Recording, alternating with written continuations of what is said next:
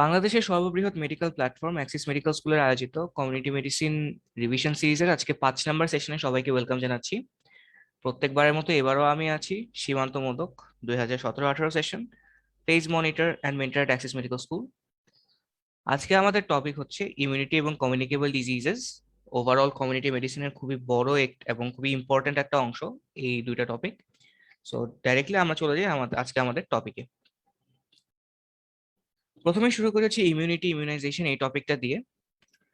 So এই টপিকে যাওয়ার আগে একটু বলে দিই যে ইমিউনিটি ইমিউনাইজেশন রিলেটেড কিছু বেসিক সায়েন্সের কিছু কোয়েশ্চেন্স আমাদের পরীক্ষায় আমাদের জন্য ইম্পর্টেন্ট আসতে পারে।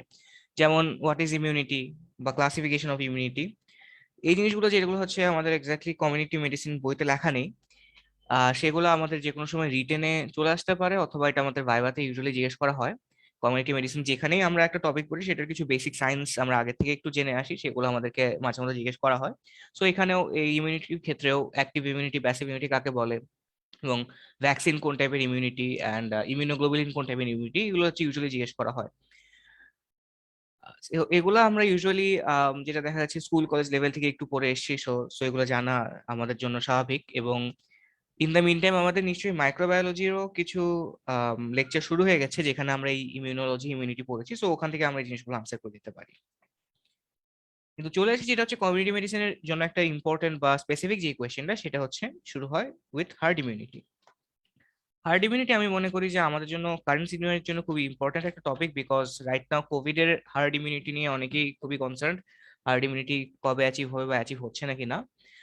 আর এটা রিলেটেড আমাদের গ্রুপ ডি তে যে একটা কম্পালসারি কোয়েশ্চেন থাকে, সেই কম্পালসারি কোয়েশ্চেন এই হার্ড ইমিউনিটি রিলেটেড চলে আসতে পারে। ওখানে এরকম একটা সিনারিও দিয়ে আমাদেরকে বলতে পারে যে how the hard immunity can be established for COVID-19. So herd immunity থেকে যদি আমাদের একটা শর্ট নোট আসে, আমাদেরকে ফার্স্টে যেটা লিখতে হবে সেটা হচ্ছে herd immunity definition. It describes a type of immunity that occurs when vaccination of a proportion of a population provides protection to the unprotected individuals. তারপরে এখানে আমাদেরকে লিখতে হবে যে what are the elements that contribute to herd immunity, what are the elements of herd immunity. So এরকম তিনটা কথা আছে বইতে। একটা হচ্ছে occurrence of clinical and subclinical infection in the herd, একটা হচ্ছে immunization of the herd, আর একটা হচ্ছে herd structure. herd structure বলতে আমরা কি বুঝি? herd structure মিন করে হচ্ছে the host population and also possible animal hosts, insect vectors and other environmental and social factors. এই সবগুলা ফ্যাক্টরস হচ্ছে the elements that contribute to hard immunity. Hard immunity নিয়ে কিছু স্পেসিফিক কোয়েশ্চেন বা কিছু ছোটখাটো পয়েন্ট আমাদেরকে কোয়েশ্চেন জিজ্ঞেস করা হয়, ভাইভাই জিজ্ঞেস করা হয়। যেমন একটা কোয়েশ্চেন হচ্ছে what is hard immunity threshold. এটাই মানে হচ্ছে the proportion of immune individuals in a population above which a disease may no longer persist. আর এটা ডিপেন্ড করে কি কি ফ্যাক্টরের উপর। ফ্যাক্টর গুলো হচ্ছে virulence of the disease, efficacy of the disease and contact parameter of the population. আরেকটা এখানে কোয়েশ্চেন করা হয় যে কোন কোন ডিজিজের ক্ষেত্রে হার্ড ইমিউনিটি অ্যাচিভ করা পসিবল, বা কোন কোন ডিজিজের ক্ষেত্রে হার্ড ইমিউনিটির কোনো কন্ট্রিবিউশন নেই। সো যেগুলো হচ্ছে person to person communicable infection, যেমন ডিপথেরিয়া, পোলিওমাইলিটিস, স্মল পক্স, এগুলোর ক্ষেত্রে হচ্ছে হার্ড ইমিউনিটি অনেক বড় একটা রোল প্লে করে। But on the other hand, diseases like tetanus যেখানে হচ্ছে হার্ড ইমিউনিটি পসিবল না, বিকজ এটা পার্সন টু পার্সন ট্রান্সমিটেড না, এটা সয়েল থেকে আসে, এই ক্ষেত্রে there is no question of herd immunity. So herd immunity থেকে রিলেটেড এইসব কোয়েশ্চেন আমাদেরকে ভাই করা হয়, এবং রিটেনে যদি শর্ট নোট হিসাবে আসে বা এটা যদি কোনো সিনারিও বেসিস কোয়েশ্চেনে আসে, তাহলে আমাদেরকে এই পয়েন্টের রিসপেক্টে আনসারগুলো লিখতে হবে। আর কোভিড-19 এর ক্ষেত্রে হার্ড ইমিউনিটি যদি কোয়েশ্চেনটা আসে, তাহলে কোভিড-19 এর জন্য প্র্যাকটিক্যালি কিভাবে হার্ড ইমিউনিটি অ্যাচিভ করার কথাটা উঠছে, সেখানে আমাদেরকে জানতে হবে যে টোটাল নাম্বার অফ কেসেস কত।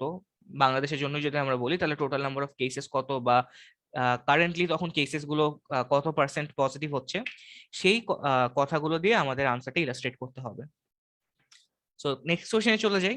Define vaccine. ভ্যাকসিনের একটা ডেফিনিশন আছে, এটা হুবহু স্যার ম্যাডামরা শুনতে পছন্দ করেন, যে vaccine is an immunobiological substance design to produce specific protection against a given disease. ভ্যাকসিনের একটা ক্লাসিফিকেশন আছে। ক্লাসিফিকেশন আমাদের বইতে একটা টেবিল আকারে সুন্দর মতো দেওয়া আছে, যে live vaccine, killed vaccine, toxoid, তারপরে রিকম্বিনেন্ট সেলুলার ফ্র্যাকশন, এরকম ভাবে দেওয়া আছে। এবং প্রত্যেকটা ভ্যাকসিনের কিছু এক্সাম্পল, এবং বিশেষ করে আমাদের ইপিআই শিডিউলে যে জিনিসগুলো ইউজ করা হয়, এবং ইপিআই শিডিউলের বাইরেও কিছু কমন ভ্যাকসিনের এক্সাম্পল আমাদেরকে জানতে হবে, সেটা আমাদের বইতে একটা টেবিল আকারে সুন্দরভাবে দেওয়া আছে। নেক্সট কোশ্চেন চলে আসি, live vaccines are superior to inactivated vaccines justify. এটা হচ্ছে লাইভ ভ্যাকসিনস এবং ইনঅ্যাক্টিভেটেড ভ্যাকসিনস এর একটা ডিফারেন্স। এই বেসিক ডিফারেন্সটা আমাদেরকে জানতে হবে, কিন্তু কারণ পরবর্তীতে আমরা যখন পোলিওমাইলাইটিস পড়বো সেখানে ওপিভি আইপিভি এর যে দুইটা ভ্যাকসিন, সেই দুইটা ভ্যাকসিনের অনেক কথা চলে আসবে। সো ওই জিনিসটা বোঝার জন্য আগে আমাদের বেসিক লাইভ ভ্যাকসিন এবং ইনঅ্যাক্টিভেটেড ভ্যাকসিনের মধ্যে কিছু ডিফারেন্সেস আমাদেরকে জানতে হবে। সো আমাদের বইতে কয়েকটা পয়েন্ট বলা আছে যে live vaccines, live organisms multiply in the host and the resulting antigenic dose is larger than what is injected. Live vaccines have all the major and minor antigenic components. Live vaccines engage certain tissues of the body, and there may be other mechanisms such as persistence of latent virus. এই চারটা পয়েন্টের জন্য live vaccines কে বলা হয় they are superior to inactivated vaccines. Next কোশ্চেনে চলে আসি। Next question হচ্ছে short note, adverse events following immunization বা AEFI। এই অ্যাডভার্স ইভেন্টস ফলোইং ইমিউনাইজেশন এটাও আমি মনে করি আমাদের কারেন্ট সিচুয়েশনের জন্য বা এখনকার নেক্সট কয়েকটা সেশনে যে কোয়েশ্চেন গুলো আসবে সেটার জন্য খুবই ইম্পর্টেন্ট, বিকজ কারেন্টলি আমরা কোভিড এর যে ভ্যাকসিনটা দেওয়া হচ্ছে সেটার AEFI রিলেটেড খুবই ওয়ারিড আমরা, যে কোন ভ্যাকসিনের কি কি AEFI হচ্ছে, এর জন্য সুপিরিয়র কোন ভ্যাকসিনটা। AEFI এর ডেফিনিশনটা আমাদের বইতে অনেক সুন্দর মতো দেওয়া আছে, আমি ডেফিনিশনটা বলে দিই যে an AEFI বা adverse event following immunization is any untoward medical occurrence which follows immunization and which does not necessarily have a causal relationship with the usage of the vaccine. So এখান থেকে আমরা বুঝতে পারছি যে AEFI মানে হচ্ছে ভ্যাকসিনেশনের পর এনি অ্যাডভার্স ইভেন্ট, সেটা ভ্যাকসিন রিলেটেডও হতে পারে, সেটা কোইন্সিডেন্টালও হতে পারে। তাহলে এটারও ক্লাসিফিকেশন এরকমই। প্রথম একটা হচ্ছে ভ্যাকসিন রিয়াকশন। ভ্যাকসিন রিয়াকশন মানে হচ্ছে ডাইরেক্টলি ভ্যাকসিনের কারণে যে জিনিসটা হচ্ছে বা যে সাইড ইফেক্ট বা অ্যাডভার্স ইভেন্ট গুলো হচ্ছে।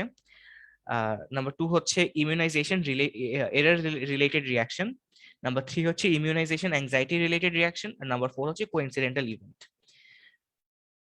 সো চারটা type of adverse event following immunization আর চারটার এক্সাম্পল, এই দুইটা হচ্ছে আমাদেরকে ভালো মতো জানতে হবে। আর আমাদের ইপিআই শিডিউলের কোন ভ্যাকসিনের কি অ্যাডভার্স ইভেন্ট হয় সেই জিনিসটাও আমাদেরকে জানতে হবে, সেটা আমরা কিছুক্ষণ পরে যখন ইমিউনাইজেশন শিডিউলটা পড়বো তখন আমাদের কাছে ক্লিয়ার হয়ে যাবে। সো চলে যাই এখন পরের কোয়েশ্চেনটাতে। পরের কোয়েশ্চেন হচ্ছে give the up to date EPI schedule for Bangladesh. Okay, so আমরা চলে যাচ্ছি আস্তে আস্তে ইপিআই তে। এখন ইপিআই তে ঢোকার আগে আমি এখানে একটু বলে নিই যে ইপিআই যে টপিকটা ইপিআই এনআইডি, এই টপিক গুলা পড়ার জন্য বা ভালো পারার জন্য আমাদেরকে আমাদের টেক্সট বই, পার্ক টেক্সট বইয়ের বাইরে যে রিসোর্সটা অবশ্যই পড়া উচিত সেটা হচ্ছে বাংলাদেশ ইপিআই শিডিউলের একটা পাবলিকেশন থাকে, এটাকে সম্ভবত ইপিআই সহায়িকা বা ইংলিশে যেটা হচ্ছে ইপিআই টেকনিক্যাল গাইড এরকম বলা হয়। এটা আমরা যদি গুগল করে দেখি আমরা এই ডকুমেন্টটা বা এই পাবলিকেশনটা খুঁজে পাবো। এই পাবলিকেশনটা আমাদের জন্য পড়া খুবই ইম্পর্টেন্ট, বিকজ এখানে অনেক ইনফরমেশন পাবো আমরা ফুল ইপিআই এর ব্যাপারে। আমরা অনেক প্রত্যেকটা ভ্যাকসিনস রিলেটেড অনেক ইনফরমেশন পাবো, যেগুলো আমাদের নলেজ ডেভেলপ করার জন্য অবশ্যই ইম্পর্টেন্ট, কিন্তু এখান থেকে অনেক কোয়েশ্চেন কিন্তু আমাদের ভাইভাতে ডেফিনেটলি ধরা হয়। যেমন কিছুক্ষণ আগে যে কথাটা বললাম যে অ্যাডভার্স ইভেন্টস ফলোইং ইমিউনাইজেশন, এই অ্যাডভার্স ইভেন্টস ফলোইং ইমিউনাইজেশন আমাদের ইপিআই শিডিউলের কোন ভ্যাকসিনের কি কি অ্যাডভার্স ইভেন্ট হতে পারে সেটার কিন্তু একটা ফুল লিস্ট আমাদের এই ইপিআই শিডিউলের যে পাবলিকেশন সেখানে দেয়া আছে। লাইক পুরো একটা চ্যাপ্টারই আছে যেটাকে বলা হয় টিকাদান পরবর্তী বিরূপ প্রতিক্রিয়া। এখানে এরকম একটা টেবিল করে প্রত্যেকটা ডিটেল এখানে দেয়া আছে। এখান থেকেও এই বই থেকেও কিন্তু অনেক এরকম ইনফরমেশন দেয়া আছে যেটা আমাদের প্রবলেম বেসড এবং অ্যানালিটিক্যাল কোয়েশ্চেন্স আমাদেরকে করা হয়। এরকম কয়েকটা কোয়েশ্চেন্স আমি পরবর্তীতে ডিসকাশন করব, কিন্তু অ্যাজ আ বেসিক নলেজ আমাদের এই পার্ক টেক্সট বইয়ের পাশাপাশি ডেফিনেটলি এই ইপিআই শিডিউলের এই পাবলিকেশনটা আমাদের একটু গো থ্রু করা উচিত। তাহলে up to date EPI schedule for Bangladesh, এই ইপিআই শিডিউলটা আমি বললাম না, বিকজ এটা অলমোস্ট প্রত্যেক 2-3 বছর পর পর এটা চেঞ্জ হয়। এটা আমাদের জন্য সবচাইতে আপডেটেড যেটা সেটা আমাদেরকে জেনে নিতে হবে, আইদার লেকচার থেকে বা গুগল করে বা ইপিআই এর সেই পাবলিকেশন থেকে বা যে কোনো জায়গা থেকে। প্রত্যেকটা ভ্যাকসিনের ভ্যাকসিনটা কি ভ্যাকসিন, এটা কোন ডিজিজের এগেনস্টে প্রোটেকশন করছে, এটা ডোজ কত, এটা timing of vaccination, site of vaccination, route of vaccination, এরকম প্রত্যেকটা ভ্যাকসিনের ডিটেল আমাদেরকে জানতে হবে। এবং এই কোয়েশ্চেনটাই হচ্ছে এখান থেকে মোস্ট ইম্পর্টেন্ট কোয়েশ্চেন। এই কোয়েশ্চেনটা আমাদেরকে ভাইভাতে করা হবে, আমাদের রিটেনে আসে, খুবই কমনলি আসে, এবং অস্পিতেও খুবই কমনলি হচ্ছে এরকম ইপিআই শিডিউল দেওয়া হয়। সো এই পুরা ইমিউনাইজেশন থেকে যদি আমাদেরকে এই একটা জিনিসই পারতে হয় সেটা হচ্ছে ইপিআই শিডিউলটা। So up to date EPI schedule এটা আমরা খুঁজে কোনো জায়গা থেকে একদম ভালো মতো পড়ে নিব, আমি এখানে আপাতত বললাম না। আমি চলে গেলাম পরের কোয়েশ্চেনটাতে। পরের কোয়েশ্চেন হচ্ছে define cold chain and enlist the components of cold chain. তাহলে কোল্ড চেইনটাও এগেন একটা খুবই ইম্পর্টেন্ট টপিক, এখান থেকে আমি ডেফিনেশনটা একবার বলে যাই যে it is a system of storage and transport of vaccines at low temperature from the manufacturer to the site of actual vaccination. ডেফিনেশনটা খুবই সোজা, খুবই স্ট্রেট ফরওয়ার্ড, বুঝতেই পারছি। নেক্সট কোয়েশ্চেনটা হচ্ছে যে enlist the components of cold chain বা how cold chain is maintained. এটা দুইভাবে কোয়েশ্চেন আসতে পারে। কোয়েশ্চেনটা যদি আমাদেরকে শুধুমাত্র কম্পোনেন্টস গুলো লিস্ট করতে বলে তাহলে আমরা জাস্ট কম্পোনেন্টস এর লিস্ট একটা একটা করে বলে দিব। তাহলে লিস্ট গুলা, কম্পোনেন্ট গুলো কি কি আমি একবার বলে যাই। স্টোরেজ করার জন্য ইউজ করা হয় হচ্ছে walk in cold room, deep freezer, ice lined refrigerator, small deep refrigerator. আর ট্রান্সপোর্টেশনের জন্য ইউজ হয় হচ্ছে cold box, vaccine carrier, day carrier এবং আইস প্যাক। এটা গেল যদি আমাদেরকে জাস্ট কম্পোনেন্ট গুলো একের পর এক লিস্ট করে যেতে বলে। এখন যদি কোয়েশ্চেনটা করে যে কোল্ড চেইন কিভাবে মেনটেন করা হয়, একদম স্টার্ট টু গ্রাসরুট লেভেল কিভাবে প্রত্যেকটা স্টেজে কোল্ড চেইনটা মেনটেন করা হয়, তাহলে আমাদেরকে ফ্লো চার্ট আকারে, এখানে ফ্লো চার্ট আকারে প্রত্যেকটা কম্পোনেন্ট কোথা থেকে কোথায় যাচ্ছে সেটা হচ্ছে আমাদেরকে মেনশন করে দিতে হবে। এটার একটা সুন্দর ফ্লো চার্ট আমরা একদম রেডিমেড পেয়ে যাব সেই যে ইপিআই শিডিউলের সেই পাবলিকেশনটাতে, যে যেটা হচ্ছে ইপিআই সহায়িকা সেখানে।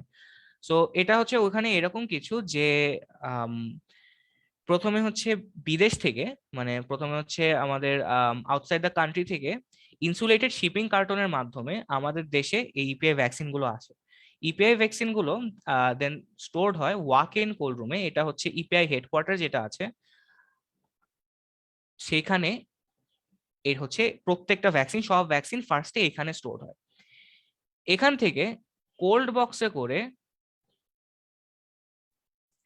এই ভ্যাকসিন গুলো ডিস্ট্রিক্ট লেভেল পর্যন্ত নিয়ে যাওয়া হয় এবং সেই ডিস্ট্রিক্ট লেভেলে এই ভ্যাকসিন গুলো রাখা হয় আইসল্যান্ড রেফ্রিজারেটর অ্যান্ড ডিপ ফ্রিজে।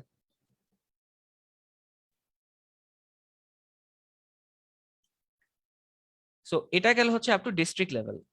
এই ডিস্ট্রিক্ট লেভেল থেকে প্রত্যেকটা ভ্যাকসিন কোল্ড বক্সের মাধ্যমেই নিয়ে যাওয়া হয় প্রাইমারি হেলথ কেয়ার বা উপজেলা হেলথ কমপ্লেক্সে, যেখানে এটা রাখা হয় আইসল্যান্ড রেফ্রিজারেটরে। সো এটা গেল হচ্ছে আমার উপজেলা হেলথ কমপ্লেক্স লেভেল। দেন এই উপজেলা হেলথ কমপ্লেক্স থেকে ভ্যাকসিন ক্যারিয়ার বা ডে ক্যারিয়ার এগুলোর মাধ্যমে সাইট অফ ভ্যাকসিনেশন, যেটা হচ্ছে ইউজুয়ালি একটা কমিউনিটি ক্লিনিক হতে পারে, সেই ভ্যাকসিনেশন সাইটে নিয়ে যাওয়া হয়।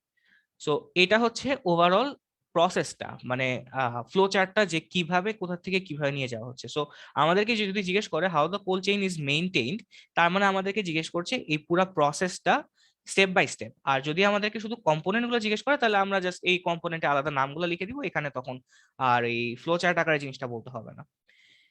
এখানে একটা কোয়েশ্চেন জিজ্ঞেস করতে পারে, তাহলে এই যে প্রত্যেকটা লেভেল বললাম, ডিস্ট্রিক্ট লেভেলে একটা বললাম, উপজেলা হেলথ কমপ্লেক্স লেভেলে একটা বললাম, প্রত্যেকটা লেভেলে যে ভ্যাকসিনটা স্টোর করা হচ্ছে বা walk in cold room, Iceland refrigerator, deep fridge, এখানে যে স্টোর করা হচ্ছে সেই সেখানে কত মাস পর্যন্ত এই ভ্যাকসিনটা স্টোর করা যেতে পারে অ্যান্ড কত টেম্পারেচার এই ভ্যাকসিনগুলো স্টোর হয়। সো এই ইনফরমেশনটাও, আপডেটেড ইনফরমেশনটাও আমরা এই ইপিআই শিডিউলের, সরি ইপিআই হেডকোয়ার্টারের এই পাবলিকেশনটা থেকে খুঁজে পাবো। সেটা আমি আমার পরীক্ষার সময় একরকম পড়েছিলাম, আমি সেটা এখন রিপিট করলাম না বিকজ এটা হয়তো বা এতদিনে চেঞ্জ হয়ে গেছে। আমরা আমাদের পরীক্ষাটা যখন দিব তখন আপডেটেড ইনফরমেশনটা আমরা দেখে নিব। ইপিআই এবং ভ্যাকসিনেশন রিটেনের জন্য তো যতটাই নয় ইম্পর্টেন্ট, তার চাইতে অনেক বেশি ইম্পর্টেন্ট ভাইবার জন্য। সো ইপিআই থেকে কিছু ভাইবার কোয়েশ্চেন আমি একটু পরে ডিসকাশন করি। এখন চলে আসি নেক্সট কোয়েশ্চেনটাতে, যেটা হচ্ছে how NID contributes to the eradication of poliomyelitis. So এখানে এনআইডির বেসিক কনসেপশনটা যে এনআইডি এখন তো আর করা হয় না, এটা যখন করা হতো এটার পারপাসটা ছিল হচ্ছে একটা সাপ্লিমেন্টারি ভ্যাকসিনেশন প্রোগ্রাম হিসাবে, যাতে প্রত্যেকটা চাইল্ড, প্রত্যেকটা under under the age of under the age, মানে অ্যাপ্রোপ্রিয়েট এজের চাইল্ড যাতে একটা করে অন্তত ওপিভি বা পোলিও ভ্যাকসিনের ডোজ পেয়ে থাকে। সো এখানে কোয়েশ্চেনটা হচ্ছে how NID contributes to eradication of the poliomyelitis. এনআইডির ব্যাপারে ইন ডিটেল ডিসকাশন বা ভাইবা কোয়েশ্চেন্স আমি একটু পরে যাই, আগে এই কোয়েশ্চেনটা আনসার করে যাই যে how it contribute to the eradication of poliomyelitis. So আমরা জানি যে পোলিওমাইলাইটিসের ক্ষেত্রে আমাদের বইতে লেখা আছে যে এখানে একটা ইউনিক মেকানিজম আছে for establishing hard immunity. So herd immunity এখানে কিভাবে এস্টাবলিশড হচ্ছে পোলিওমাইলাইটিসের ক্ষেত্রে? পোলিওমাইলাইটিসের ভ্যাকসিন ওপিভি যেহেতু একটা লাইভ ভ্যাকসিন, এটা যখন ওরাল রাউটে এটা অ্যাডমিনিস্ট্রেশন করা হচ্ছে, তখন একটা পার্সন থেকে এই ওপিভি ভ্যাকসিনের যে ভ্যাকসিন ভাইরাসটা শেড আউট হয় ফিকো ওরাল রাউট দিয়ে। ফিকো ওরাল রুট দিয়ে যখন এটা শেড আউট হয়, তখন এটা ইনভায়রনমেন্টের যে প্যাথোজেনিক পোলিও ভাইরাস গুলো থাকে সেগুলোকে রিপ্লেসড হয়ে যায় by the vaccine polio virus, যেটা হচ্ছে আমাদের জন্য হার্মফুল না, যেটার অ্যান্টিজেনিসিটি আছে কিন্তু সেটার প্যাথোজেনিসিটি নেই। সো এনআইডির এখানে কন্ট্রিবিউশনটা হচ্ছে, এনআইডি তে যখন একটা স্মল টাইমে বা একই দিনে যখন একটা হিউজ প্রপোর্শন অফ মানুষদেরকে এই ওপিভির একটা স্যাম্পল দেওয়া হয় বা ওপিভির একটা ডোজ দেওয়া হয়, তখন যেটা হয় যে একই দিনে একই সাথে অনেকখানি এরকম ভ্যাকসিন ভাইরাস আমাদের ইনভায়রনমেন্টে শেড আউট হয়ে যায়, বা আমাদের ইনভায়রনমেন্টে এটা যে প্যাথোজেনিক পোলিও ভাইরাসটা থাকে সেটাকে রিপ্লেস করে দেয়। সো এরকম যখন প্রত্যেক বছর হয়, তখন এই replacement of the wild virus by the vaccine virus, এটার কারণে আমাদের ইনভায়রনমেন্টে পোলিওর অ্যান্টিজেনিসিটির পোলিওর অ্যান্টিজেনিসিটির যে প্রিভেলেন্সটা সেটা বাড়ে। এবং এইভাবে যখন ইনভায়রনমেন্টাল কন্টামিনেশনের মাধ্যমে মানুষের মধ্যে হচ্ছে এই ভ্যাকসিন পোলিও ভাইরাসটা ঢুকে যায়, তখন তাদের মধ্যে পোলিওর এগেনস্টে একটা হার্ড ইমিউনিটি ডেভেলপ করে থাকে। সো এনআইডির contribution to the eradication of poliomyelitis, এমনিতে তো হচ্ছে এনআইডি হচ্ছে একটা কমপ্লিমেন্টারি ভ্যাকসিনেশন প্রোগ্রাম, যেখানে all children under the age of 5 তাদেরকে ওপিভি দেওয়া হচ্ছে, এটা তো একটা বড় মেকানিজম আছেই। তার পাশাপাশি এই যে একদিনে এতখানি ভ্যাকসিন ভাইরাস আমাদের ইনভায়রনমেন্টে চলে এসে ইনভায়রনমেন্টের প্যাথোজেনিক পোলিও ভাইরাসটাকে রিপ্লেস করে যাচ্ছে, এটাও একটা ইম্পর্টেন্ট মেকানিজম যেটা দিয়ে NID help to contribute পোলিওমাইলাইটিস।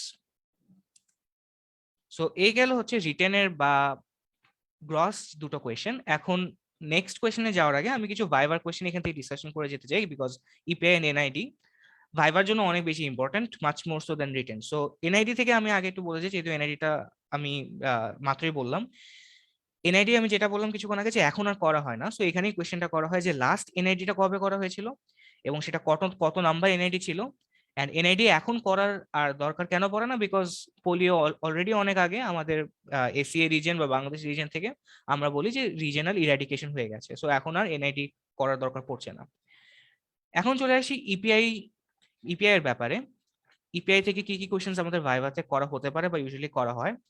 First of all আমাদেরকে জানতে হবে সেটা হচ্ছে ইপিআই এর হিস্ট্রিটা আমাদেরকে একটু জানতে হবে। দ্যাট ইজ, প্রথমত হচ্ছে ইপিআই কবে এস্টাবলিশ হয়েছিল বাংলাদেশে এবং ওয়ার্ল্ড ওয়াইড, এবং ওই ডে এর একটা সিগনিফিকেন্স আছে। ওই ডেটাই হচ্ছে ওয়ার্ল্ড হেলথ ডে হিসেবে আমরা সেলিব্রেট করে থাকি।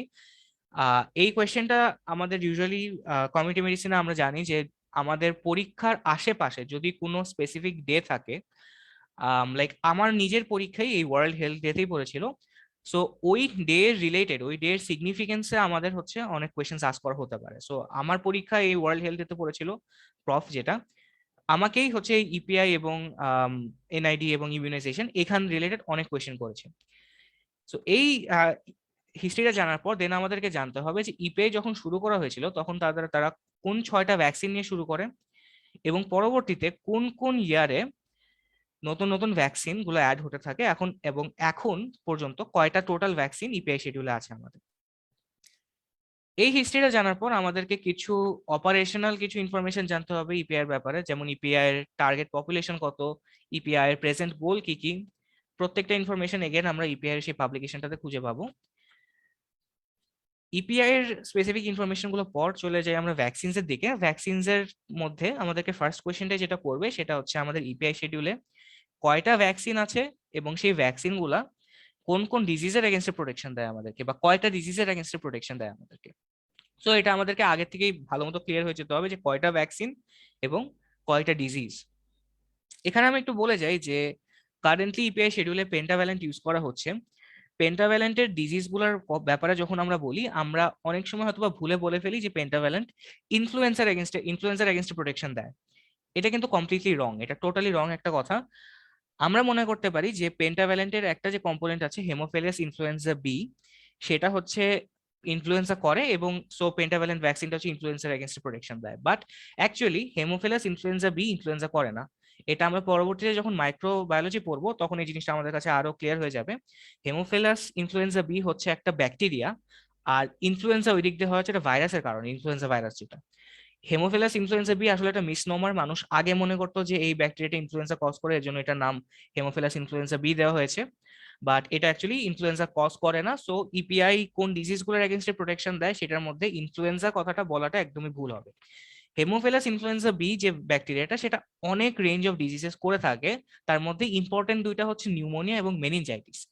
এই দুইটার এগেনস্টে হচ্ছে পেন্টাভ্যালেন্টের সেই হেমোফিলাস ইনফ্লুয়েঞ্জা বি কম্পোনেন্টটা প্রোটেকশন দেয়। অথবা এই জিনিসটাকে যদি আমরা হেমোফিলাস ইনফ্লুয়েঞ্জা বি ডিজিজ বলে থাকি, সেটা হচ্ছে অনেক টিচার একসেপ্ট করে, বাট এখানে ইনফ্লুয়েঞ্জা একদমই বলা যাবে না। সো নেক্সট কোয়েশ্চেনটাই হচ্ছে ইপিআই শিডিউলের সব ডিটেলস, ভ্যাকসিনের ডোজ, রুট, সাইট, দেন টাইমিং, সবকিছু আমাদেরকে এখানে জিজ্ঞেস করা হতে পারে। তারপরে হচ্ছে কিছু স্পেসিফিক ভ্যাকসিনস এর কিছু কয়েকটা ইন্টারেস্টিং ভাইভা কোয়েশ্চেন আমাদেরকে জিজ্ঞেস করা হতে পারে। সো শুরু থেকে আসি, শুরুতে বিসিজি। বিসিজি থেকে একটা কোয়েশ্চেন করা হতে পারে যে বিসিজি কেন জাস্ট আফটার বার্থ দেওয়া হয়। সো আমরা দেখতে পাচ্ছি যে বাকি সব ভ্যাকসিনস ইউজুয়ালি 6th উইক থেকে শুরু করা হচ্ছে, বাট বিসিজি হচ্ছে একটা বলা হচ্ছে যে এটা জাস্ট আফটার বার্থ দেওয়া হয়। এই কোয়েশ্চেনের আনসারটা হচ্ছে যে বাংলাদেশের মতো একটা ডেভেলপিং কান্ট্রিতে টিউবারকুলোসিসের অনেক হাই প্রিভেলেন্স আছে, এবং ইনভায়রনমেন্টে অনেক টিউবারকুলাসের যে অর্গানিজমটা, টিউবারকুলাস মাইকোব্যাকটেরিয়াম টিউবারকুলোসিস, সেই সেই অর্গানিজমটা ইনভায়রনমেন্টে অনেক বেশি পাওয়া যায়, যেটার কারণে একটা বাচ্চার জাস্ট আফটার বার্থ তার ইনফ্লুয়েঞ্জা হওয়ার রিস্ক অনেক বেশি থাকে। সাথে ইনফ্লুয়েঞ্জার সরি সাথে টিউবারকুলোসিস বলছি এতক্ষণ ধরে, টিউবারকুলোসিস হওয়ার চান্সটা বেশি থাকে। সো সাথে টিউবারকুলোসিসের এগেনস্টে কোনো বাচ্চার ম্যাটারনাল কোনো অ্যান্টিবডি থাকে না, সো তার অ্যাট বার্থ কোনো প্রোটেকশন থাকে না। এটার কারণেই বিসিজি, যেটা হচ্ছে টিউবারকুলোসিসের এগেনস্টে প্রোটেকশন দেয়, সেই বিসিজিটা জাস্ট আফটার বার্থ দেওয়া হয়, যাতে একটা বাচ্চার বার্থ হওয়ার পরপরই টিউবারকুলোসিস হওয়ার কোনো রিস্ক না থাকে। সো এটা গেল হচ্ছে এখান থেকে ফার্স্ট কোয়েশ্চেন। তারপরে নেক্সট একটা কোয়েশ্চেন করা হতে পারে এমআর ভ্যাকসিন থেকে, মিজলস রুবেলা ভ্যাকসিন যেটা, যে এমআর ভ্যাকসিনস এটাকে আমরা বলি যে at the end of 9 completed months and 15th completed months. এটা টাইমিংটা ডিফারেন্ট কেন, বা এটা কেন 9th কমপ্লিটেড মান্থসে পরে দেওয়া হচ্ছে? এইটার রিজনটা হচ্ছে যে মিজলস এবং রুবেলা বা স্পেসিফিক্যালি মিজলস এর জন্য ম্যাটারনাল কিছু অ্যান্টিবডি থাকে একটা ইনফেন্টের বার্থের পর, এবং এই অ্যান্টিবডিটা আপ টিল 8 মান্থ পারসিস্ট করে থাকে। এই কারণে হচ্ছে 9th মান্থে গিয়ে এই এমআর ভ্যাকসিনটা দেওয়া হয়। বিকজ এর আগে যদি ভ্যাকসিনটা দেওয়া হতো, তাহলে আমরা এটা একটা টিপিক্যাল মাইক্রোবায়োলজির কনসেপ্ট, যে ইনফেন্টের বডিতে যে অ্যান্টিবডি গুলো আছে, সেই অ্যান্টিবডি গুলো হচ্ছে সেই ফরেন অ্যান্টিজেনটাকে নিউট্রালাইজ করে দিত, এবং এখানে তাহলে সে কোনো ফার্দার ইমিউনিটি পেত না। সো এই জিনিসটাকে অ্যাভয়েড করার জন্য আমরা বলি যে মিজলসের অ্যান্টিবডি গুলো 8th মান্থ পর্যন্ত পারসিস্ট করে। দ্যাটস ওয়াই 9th কমপ্লিটেড মান্থে হচ্ছে এমআর ভ্যাকসিনটা দেওয়া হয়। এখানে ইউজুয়ালি একটা কোয়েশ্চেন করা হয় যে তাহলে এমআর ভ্যাকসিন কি আগে দেওয়া পসিবল কিনা, এমআর ভ্যাকসিন কি এই 9th মান্থের আগে কখনো দেওয়া যেতে পারে কিনা? এটার আনসার হচ্ছে হ্যাঁ, দেওয়া যেতে পারে। আমাদের বইতে লেখা আছে যদি কোনো জায়গায় মিজলসের এপিডেমিক হয়, সেই ক্ষেত্রে 6th মান্থ আগ পর্যন্ত এমআর ভ্যাকসিনটা দেওয়া যেতে পারে, 6th মান্থের পর। তারপরে কিছু কোয়েশ্চেন করা হয় ওপিভি এবং আইপিভি ভ্যাকসিন নিয়ে রিলেটেড। কেন ওপিভি আইপিভি দুইটা ভ্যাকসিন আছে পোলিওর জন্য, কেন আমরা কখন ওপিভি দেই, কখন আইপিভি দেই, এটা রিলেটেড আমরা ইন ডিটেলস পড়বো যখন আমরা পোলিও মাইলাইটিস চ্যাপ্টারটা পড়বো, যখন আমরা পোলিও এন্ড গেম স্ট্র্যাটেজি এটার ব্যাপারে পড়বো, তখন হচ্ছে আমরা এই জিনিসটা পড়বো। আর আরেকটা কোয়েশ্চেন এখানে করা হয় যে টিটি ভ্যাকসিন রিলেটেড। সো কোয়েশ্চেনটা হচ্ছে এরকম যে টিটি ভ্যাকসিন কোয়েশ্চেনটা হচ্ছে টিটি ভ্যাকসিন প্রোটেকশন দেয় হচ্ছে এগেনস্ট টিটেনাস, বা টিটেনাসের এগেনস্টেও আমরা পেন্টাভ্যালেন্ট, বা আমাদের সময় যেটা ছিল ডিপিটি, এই ডিপিটি বা পেন্টাভ্যালেন্টের তো টিটেনাস একটা কম্পোনেন্ট আছে, সেখানেও তো আমরা টিটেনাসের এগেনস্টে একটা প্রোটেকশন পাচ্ছি। তাহলে কোয়েশ্চেনটা হচ্ছে এরকম যে পেন্টাভ্যালেন্ট বা ডিপিটি দেওয়ার পরও কেন ওমেন অফ রিপ্রোডাক্টিভ এজদেরকে টিটি ভ্যাকসিন দেওয়া হচ্ছে, অথবা টিটি ভ্যাকসিনটা স্পেসিফিক্যালি কোন ফর্ম অফ টিটেনাসকে প্রিভেন্ট করে। সো এটা বোঝার জন্য আমাদের কনসেপশনটা একটু ক্লিয়ার রাখতে হবে যে পেন্টাভ্যালেন্ট কি করে এবং টিটি ভ্যাকসিন যেটা সেটা কি করে।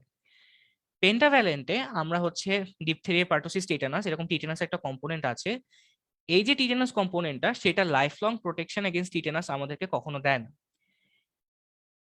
আমরা যদি life long protection against tetanus চাই, তাহলে টিটেনাস ডিপিটি বা পেন্টাভ্যালেন্ট বা যেটাই নিই না কেন, এই ভ্যাকসিনের একটা আলাদা ডোজ আছে, যে ডোজটা হচ্ছে একদম আর্লি চাইল্ডহুড পর্যন্ত নিয়ে যেতে হয়, তারপরেই হচ্ছে বলা যায় যে একটা পার্সন লাইফ লং টিটেনাসের এগেনস্টে প্রোটেক্টেড। এরকম একটা ডোজ একদম WHO এর একটা টেবিল, একটা গাইডলাইন আছে, সেখানে আমরা জাস্ট গুগল করলেই খুঁজে পাবো। কিন্তু মেইন আইডিয়াটা হচ্ছে যে আমরা ছোটবেলায় বা বাচ্চাকালে যেই পেন্টাভেলেন বা ডিপিটিটা দেই, সেই ডিপিটি বা পেন্টাভেলেন থেকে কখনো আমরা life long protection against tetanus পাই না। সেটা আর্লি চাইল্ডহুডেই সেই ইমিউনিটিটা চলে যায়। সো এখন কথা হচ্ছে তাহলে এটার উপরে টিটিটা দেওয়া হচ্ছে উইমেন অফ রিপ্রোডাক্টিভ এজ গ্রুপে, বিকজ স্টাডি করে, এপিডেমিওলজিক্যাল স্টাডি করে দেখা গেছে যে টিটেনাসের মধ্যে ম্যাটার্নাল অ্যান্ড নিওনেটাল টিটেনাস যেটা, সেটার মরবিডিটি এবং মর্টালিটি আমাদের দেশে সবচাইতে হাই। বিকজ আমাদের দেশে হচ্ছে যখন ডেলিভারি করা হয় তখন সেপটিক প্রসিজিয়ার্স মেনটেন করা হয় না বা মেনটেন করা ডিফিকাল্ট হয়। এর জন্য হচ্ছে তখন মাদারের টিটেনাস হতে পারে, এবং মাদারের টিটেনাস হলে তো তখন নিওনেটালের টিটেনাস সাথে হয়ে যেতে পারে। সো ম্যাটার্নাল এবং নিওনেটাল টিটেনাসের প্রিভ্যালেন্স এবং ইনসিডেন্স অনেক বেশি হাই দেখে স্পেসিফিক্যালি এই ম্যাটার্নাল এবং নিওনেটাল টিটেনাসের এগেনস্টে ইন্টারভেনশন দেওয়ার জন্যই হচ্ছে আমাদের এই টিটি ভ্যাকসিনের একটা আলাদা শিডিউল করা আছে for women of the reproductive age. এখানেই আমাদের কনসেপশনটা টেস্ট করার জন্য একটা কোয়েশ্চেন করা হতে পারে, বা এটা একটা প্রবলেম বেসড কোয়েশ্চেন চলে আসতে পারে। তাহলে একটা পার্সনের যদি ছোটবেলায় 3টা ডোজ অফ পেন্টাভ্যালেন্ট বা 3টা ডোজ অফ ডিপিটি দেয়া থাকে, তখন কি তার ফুল টিটেনাসের যে 5টা ডোজ আছে, ডোজ শিডিউল আছে, তখন কি তার এই 5টা ডোজই লাগবে কিনা? সো এটা বোঝার জন্য আমাদেরকে একটা কনসেপশন ক্লিয়ার রাখতে হবে, দ্যাট ইজ অনেকে বলে law of tetanus, law of tetanus toxoid. এই ল অফ টিটেনাস টক্সাইড কোনো অফিসিয়াল ফর্মাল ল না, কিন্তু অনেকে এই টার্মটা ইউজ করে। আমি যখন আমার ডিভিসিটির সময় ইপিআই হেডকোয়ার্টারে গিয়েছিলাম, তারাও হচ্ছে এই ল অফ টিটেনাস টক্সাইড এই ফ্রেজটা ইউজ করতো। বাট বেসিক্যালি এখানে কথাটা হচ্ছে, in case of tetanus toxoid, the minimum interval between the doses have to be maintained, but there is no question of maximum interval. মানে TT1 থেকে TT2, TT2 থেকে TT3 আমরা যেভাবে চার্ট করে হচ্ছে এখানে মিনিমাম ইন্টারভেলটা পড়ে থাকি, কোনো ভ্যাকসিনের ইফেক্টিসিটা পাওয়ার জন্য আমাদেরকে এই মিনিমাম ইন্টারভেলটা অবশ্যই মেনটেন করতে হবে, কিন্তু ম্যাক্সিমাম ইন্টারভেলের কোনো কোয়েশ্চেন নেই। মানে TT1 এর পর TT2 দিয়ে আমরা সাধারণত জানি যে TT2 এর পর 6 মান্থস ওয়েট করতে হয় TT3 এর জন্য। বাট আমরা যদি 6 মান্থস ওয়েট না করে 1 ইয়ার, 2 ইয়ার, 3 ইয়ার পরেও দেই, তাও কিন্তু TT3টা একদম TT3 হিসাবে কাজ করবে, তখন আর TT1 থেকে আমাদেরকে আবার শুরু করতে হবে না। সো TT3 থেকে যেভাবে প্রোটেকশনটা দিত, ওইভাবেই TT3 এর প্রোটেকশনটা দিয়ে যাবে। এটাই হচ্ছে আমাদেরকে ল অফ টিটেনাস টক্সয়েড, যেটা ইউজুয়ালি অনেকে এই কথাটা বলে থাকে, সেটাই হচ্ছে আমাদেরকে এই জিনিসটা এখান থেকে মিন করে। সো এটার থেকে যদি আমরা দেখি, তাহলে পেন্টাভ্যালেন্ট যেটা, পেন্টাভ্যালেন্ট বা ডিপিটি, আমাদের সময় আমরা যখন ছোট ছিলাম তখন সেটা ছিল ডিপিটি, এখন পেন্টাভ্যালেন্ট। এটার একটা দেই হচ্ছে আমরা 6th উইকে, একটা দেই হচ্ছে 10th উইকে, আর একটা দেই হচ্ছে 14th উইকে। তাহলে এখানে যদি আমরা কম্প্যারিজন করি, ফার্স্ট এবং সেকেন্ড যে ডোজটা, এই দুইটা ডোজের মধ্যে ডিফারেন্স হচ্ছে 1 মান্থ। এই 1 মান্থের ডিফারেন্সে কিন্তু TT1 এবং TT2 এর মধ্যে ইউজুয়ালি রাখতে হয়। আর TT2 এবং TT3 এর মধ্যে মিনিমাল ইন্টারভেল যেটা হচ্ছে 6 মান্থস, এই 6 মান্থসের ইন্টারভেলটা কিন্তু আমাদের সেকেন্ড এবং থার্ড ডিপিটি বা পেন্টাভ্যালেন্টের যে ডোজ, সেটার মধ্যে মেনটেন হচ্ছে না। তার মানে আমরা যে 3টা ডিপিটি বা পেন্টাভ্যালেন্ট দিচ্ছি, এই 3টার মধ্যে ইফেক্টিভ হচ্ছে অনলি 2টা, আর আরেকটা হচ্ছে নাল হয়ে যাচ্ছে। দ্যাট মিনস একটা পার্সন যার ফুল ডোজ অফ ডিপিটি বা পেন্টাভ্যালেন্ট দেয়া ছিল বাচ্চাকালে, তখন তাকে শুরু করতে হবে TT3 থেকে। তখন তাকে যে ফার্স্ট টিটেনাস টক্সয়েডটা দেয়া হবে after going to reproductive age, সেটা কাউন্ট হবে TT3 হিসাবে। তারপর সেটার 1 ইয়ার পর আমরা TT4 দিব, এবং সেটার 1 ইয়ার পর আমরা TT5 দিব। এই কোয়েশ্চেনটাই আমাদেরকে অনেক সময় আমাদের ফুল কনসেপশনটা চেক করার জন্য করা হয়, বা এটা আমাদের ভাইভাতে বক্সে প্রবলেম বেসড কোয়েশ্চেন্স অনেক থাকে। এই এগেন এই পুরা জিনিসটা অনেক ভালোভাবে এক্সপ্লেন করা আছে আমাদের যে ইপিআই এর যে পাবলিকেশনটা, ইপিআই টেকনিক্যাল গাইড, যেটা সেখানে সেটা সেই জিনিসটা খুঁজে দেখলে আমরা এই পুরা জিনিসটা ক্লিয়ার হতে পারবো।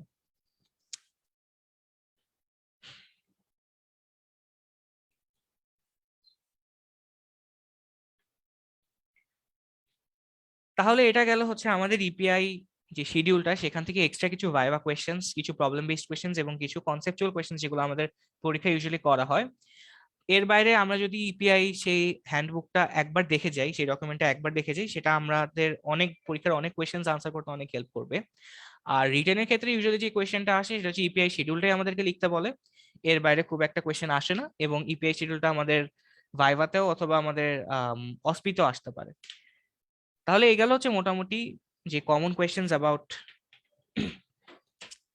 Immunisation and EPI. এখন আমরা চলে যাবো আমাদের পরের টপিকে, দ্যাট ইজ কমিউনিকেবল ডিজিজ। তাহলে কমিউনিকেবল ডিজিজ থেকে ফার্স্টে একটা জেনারেল কোয়েশ্চেন বা দুইটা জেনারেল কোয়েশ্চেন আমরা দেখতে পাচ্ছি। ফার্স্ট কোয়েশ্চেনটা হচ্ছে mention the measures for prevention and control of communicable disease. তো এই কোয়েশ্চেনটা অনেকগুলো বোর্ডে এসছে আমি দেখলাম। এই কোয়েশ্চেনটা যখন ডিইউ বোর্ডে ফার্স্ট এসেছিল তখন এই কোয়েশ্চেনটা নিয়ে অনেকে অনেক কনফিউজ ছিল, বিকজ তারা বুঝতে পারছিল না যে এখানে কোন কমিউনিকেবল ডিজিজের প্রিভেনশন এন্ড কন্ট্রোল মেকানিজমটার কথা বলা আছে। এখানে আমাদেরকে বুঝতে হবে যে এখানে কোনো স্পেসিফিক ডিজিজের তারা প্রিভেনশন বা কন্ট্রোল চায়নি, এখানে তারা জেনারেল প্রিন্সিপাল, যেটা general principal for the control of all communicable disease, সেই জেনারেল প্রিন্সিপালটা আমাদের কাছে চেয়েছে। এটা আমাদের বইতে লেখা আছে। এটা হচ্ছে সর্ট অফ সিমিলার টু আমরা যে আর্থ্রোপডের ক্ষেত্রে আমরা পড়েছিলাম যে প্রিন্সিপালস অফ কন্ট্রোল একটা পড়েছিলাম, তারপরে যখন আমরা স্পেসিফিক আর্থ্রোপডে গেলাম তখন স্পেসিফিক আর্থ্রোপড কন্ট্রোল করার যে স্পেসিফিক মেজারগুলো পড়লাম, সিমিলার টু দ্যাট এইখানে আমাদেরকে যে কোয়েশ্চেনটা চাচ্ছে, আমাদেরকে জাস্ট প্রিন্সিপালটা চাচ্ছে যে কিভাবে আমরা কমিউনিকেবল ডিজিজ প্রিভেনশন বা কন্ট্রোল করি। সো এটা বোঝার জন্য আমাদেরকে হচ্ছে যে ডাইনামিক অফ ডিজিজ ট্রান্সমিশন এপিডেমিওলজিতে আমরা একটা জিনিস পড়ে আসি, সেটা বুঝতে হবে। আমরা দেখেছিলাম যে এরকম ডাইনামিক অফ ডিজিজ ট্রান্সমিশনের মধ্যে তিনটা লিঙ্ক আছে। প্রথমটা হচ্ছে সোর্স ও রিজার্ভার, সেকেন্ডটা হচ্ছে মোড অফ ট্রান্সমিশন, তিন নাম্বারটা হচ্ছে সাসেপ্টেবল হোস্ট।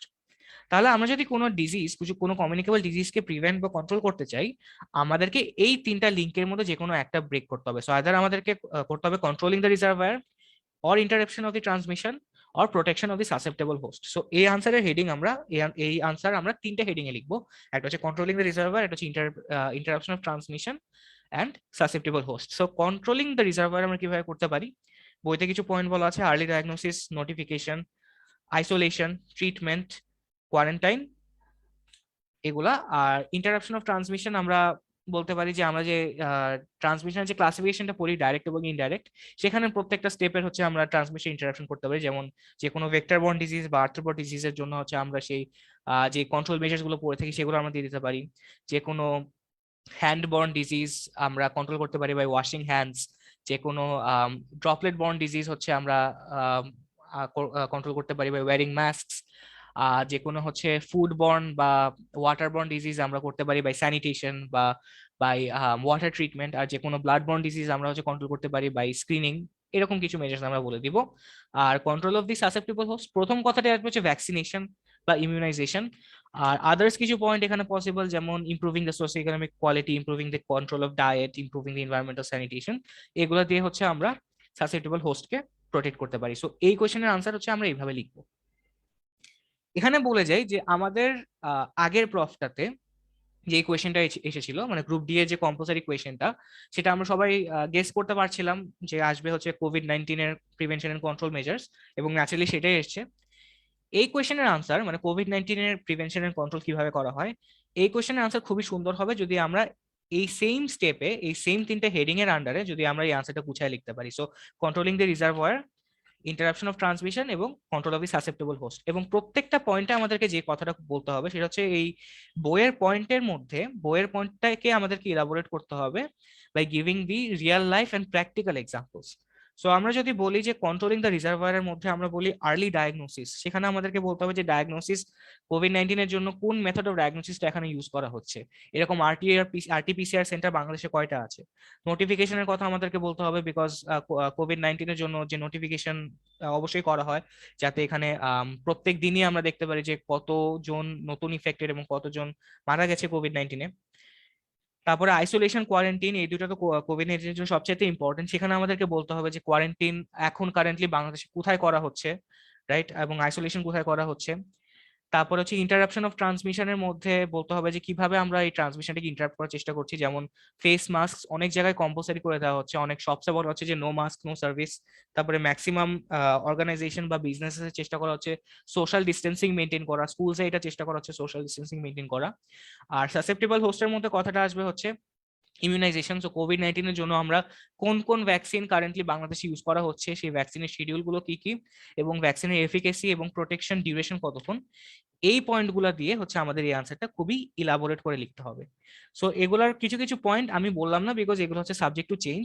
আমাদের নেক্সট পরীক্ষায় যদি এরকম একটা কোয়েশ্চেন আসে যে how can you prevent or control কোভিড-19, তখন ওই টাইমে যে আপডেটেড ইনফরমেশনটা, ওই টাইমে কোয়ারেন্টাইন কিভাবে করা হচ্ছে, কোথায় করা হচ্ছে, ওই টাইমে কোন ভ্যাকসিনটা বেশি ইউজ করা হচ্ছে, সেটা আমাদেরকে মেনশন করতে হবে। এবং এটার জন্য অবশ্যই আমাদেরকে আপডেটেড থাকতে হবে হচ্ছে আমাদের দেশের কিছু রিসেন্ট নিউজের সাথে, এবং আমাদের দেশে যে পাবলিক হেলথ প্রোগ্রাম গুলো আছে সেগুলো কিছু রিসেন্ট অ্যাক্টিভিটির সাথে। সো এগুলা করলে হচ্ছে আমরা, এগুলো জানলে আমরা আমাদের যে গ্রুপ ডি এর যে কম্পালসারি কোয়েশ্চেনটা আসে সেটা অনেক ভালো মতো আমরা আনসার করতে পারবো। So next question চলে আসি, define isolation and quarantine, differentiate between isolation and quarantine. Isolation and কোয়ারেন্টিনের ডিফারেন্সটা খুবই ইম্পর্টেন্ট একটা ডিফারেন্স কমিউনিটি মেডিসিনের জন্য। সো আমরা তো দেখি যে জেনারেল পিপল যারা আছে তারা হচ্ছে আইসোলেশন, কোয়ারেন্টিন, তারপরে হচ্ছে লকডাউন, এসব কিছু বলতে সেম জিনিসই মিন করে। But so as medical personal আমাদেরকে আইসোলেশন এবং কোয়ারেন্টিন কোনটা স্পেসিফিক্যালি কি জিনিস সেটা জানতে হবে, এবং দুটো ডিফারেন্স আমাদেরকে জানতে হবে। তাহলে ডেফিনিশনের মধ্যেই আমরা এগুলো এখানে সবগুলো ডিফারেন্স খুঁজে পাই। আমি ডেফিনিশনটা বললাম না, আমি ডাইরেক্টলি ডিফারেন্সেসে চলে যাই। ডিফারেন্স হচ্ছে আইসোলেশনের মধ্যে ফার্স্ট পয়েন্ট হচ্ছে যে ইট ইজ আ সেপারেশন, আর কোয়ারেন্টাইন হচ্ছে it is the limitation of freedom of movement. এটা একটা ইম্পর্টেন্ট ডিস্টিংশন, বিকজ কোয়ারেন্টাইনে আমরা দেখতে পাচ্ছি যে যারা কোভিড-19 এর জন্য কোয়ারেন্টাইন হচ্ছে তাদের কিন্তু টোটালি জাস্ট একটা জায়গায় লক করে রাখা হচ্ছে না, তাদেরকে হচ্ছে তারা তাদের মতো মুভমেন্ট করতে পারছে, কিন্তু জাস্ট এই মুভমেন্টের লিমিটেশন মানে মুভমেন্টের ফ্রিডমটা হচ্ছে লিমিট করা হচ্ছে, যে তারা এখান থেকে এখানে বাইরে কোথাও যেতে পারবে না। সো এটা হচ্ছে ফার্স্ট ডিফারেন্স, যে আইসোলেশন মানে হচ্ছে সেপারেশন, আর কোয়ারেন্টাইন মানে হচ্ছে limitation of freedom of movement. Second পয়েন্টটা হচ্ছে যে কাদের জন্য এটা অ্যাপ্লিকেবল। আইসোলেশনটা applicable for infected persons or animals, আর কোয়ারেন্টাইন হচ্ছে applicable for well persons who are expose to the communicable disease. So এটা আমরা বুঝতে পারছি যে আইসোলেশন মানে হচ্ছে তাদেরকে করা হবে যারা আমরা জানি, যারা ডায়াগনোস অলরেডি করা হয়েছে যে তারা সিক বা তাদের লেটস সে যে কোভিড আছে। বাট কোয়ারেন্টাইন তাদের না, কোয়ারেন্টাইন হচ্ছে তাদের করা হয় যাদের এরকম পার্সনস এর সাথে কন্ট্যাক্ট হতে পারে বা এক্সপোজার হতে পারে, কিন্তু তাদেরকে দেখে অ্যাপারেন্টলি হেলদি মনে হচ্ছে। সো আমরা জানি কোয়ারেন্টাইন করা হচ্ছে যে যারা বিদেশ থেকে আসছে বা যারা এক দেশ থেকে আরেক দেশে যায় তাদেরকে কোয়ারেন্টাইন করা হয়, আইসোলেশন না, বিকজ তারা তো অ্যাপারেন্টলি হেলদি, তাদেরকে দেখে তো সিক মনে হচ্ছে না বা তাদেরকে তো ডায়াগনোসড কোভিড না, কিন্তু তাদের যেহেতু এক্সপোজার হতে পারে একটা, এর জন্য তাদেরকে একটা টাইম ধরে কোয়ারেন্টাইন করে রাখা হচ্ছে। So this is the second difference. Third difference হচ্ছে আইসোলেশন কতক্ষণ ধরে করা হয়, কোয়ারেন্টাইন কতক্ষণ ধরে করা হয়। আইসোলেশন করা হয় for the period of communicability, আর কোয়ারেন্টাইন করা হয় till the longest incubation period. So এখান থেকে আমরা বুঝতে পারছি যে আইসোলেশন ততক্ষণ পর্যন্তই করা হবে যতক্ষণ পর্যন্ত একটা পার্সন নিজে infectious, so period of communicability. আর কোয়ারেন্টাইন হচ্ছে ইনকিউবেশন পিরিয়ড বা লংগেস্ট ইনকিউবেশন পিরিয়ড আগ পর্যন্ত, বিকজ কোয়ারেন্টাইনের মেইন পারপাসটা হচ্ছে দেখা যে যে পার্সনটা এক্সপোজ ছিল সে কি পরবর্তীতে ডিজিজ ডেভেলপ করে নাকি না, সেটাই আমরা বুঝতে পারবো ইনকিউবেশন পিরিয়ডের এন্ডে। সো সে যদি তখন পরবর্তীতে ডিজিজ ডেভেলপ করে যায় তখন তাকে কোয়ারেন্টাইন থেকে আবার আইসোলেশনে শিফট করতে হবে, এন্ড এই আইসোলেশনে এই পিরিয়ড অফ কমিউনিকেবিলিটি রাখ পর্যন্ত হচ্ছে তাকে আইসোলেশনে রাখতে হবে। তাহলে এটাই গেল হচ্ছে তিনটা basic difference between isolation and quarantine.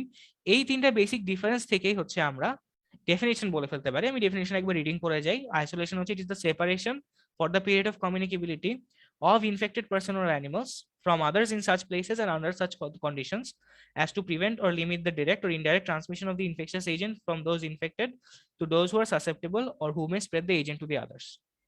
R quarantine হচ্ছে যে it is the limitation of freedom of movement of such well persons or domestic animals as exposed to communicable disease for a period of time not longer than the longest usual incubation period of the disease in such manner as to prevent the effective contact from those not so exposed.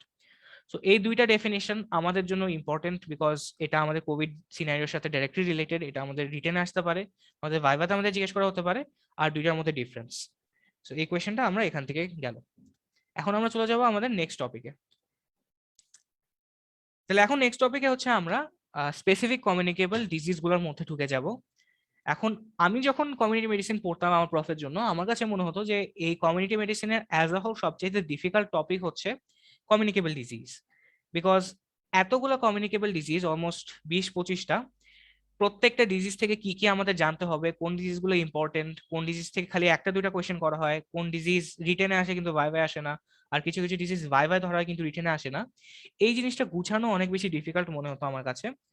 আর আরেকটা important জিনিস প্রত্যেকটা third year স্টুডেন্টের জন্যই, যে আমাদেরকে এখন পর্যন্ত যেহেতু প্যাথোলজি, মাইক্রোবায়োলজি, ফার্মাকোলজি এগুলার ইন ডিটেল ক্লাস হয়নি, সো যে কোনো ডিজিজের একদম ইনডেপথ সবকিছু বোঝা আসলে আমাদের জন্য খুবই ডিফিকাল্ট হবে।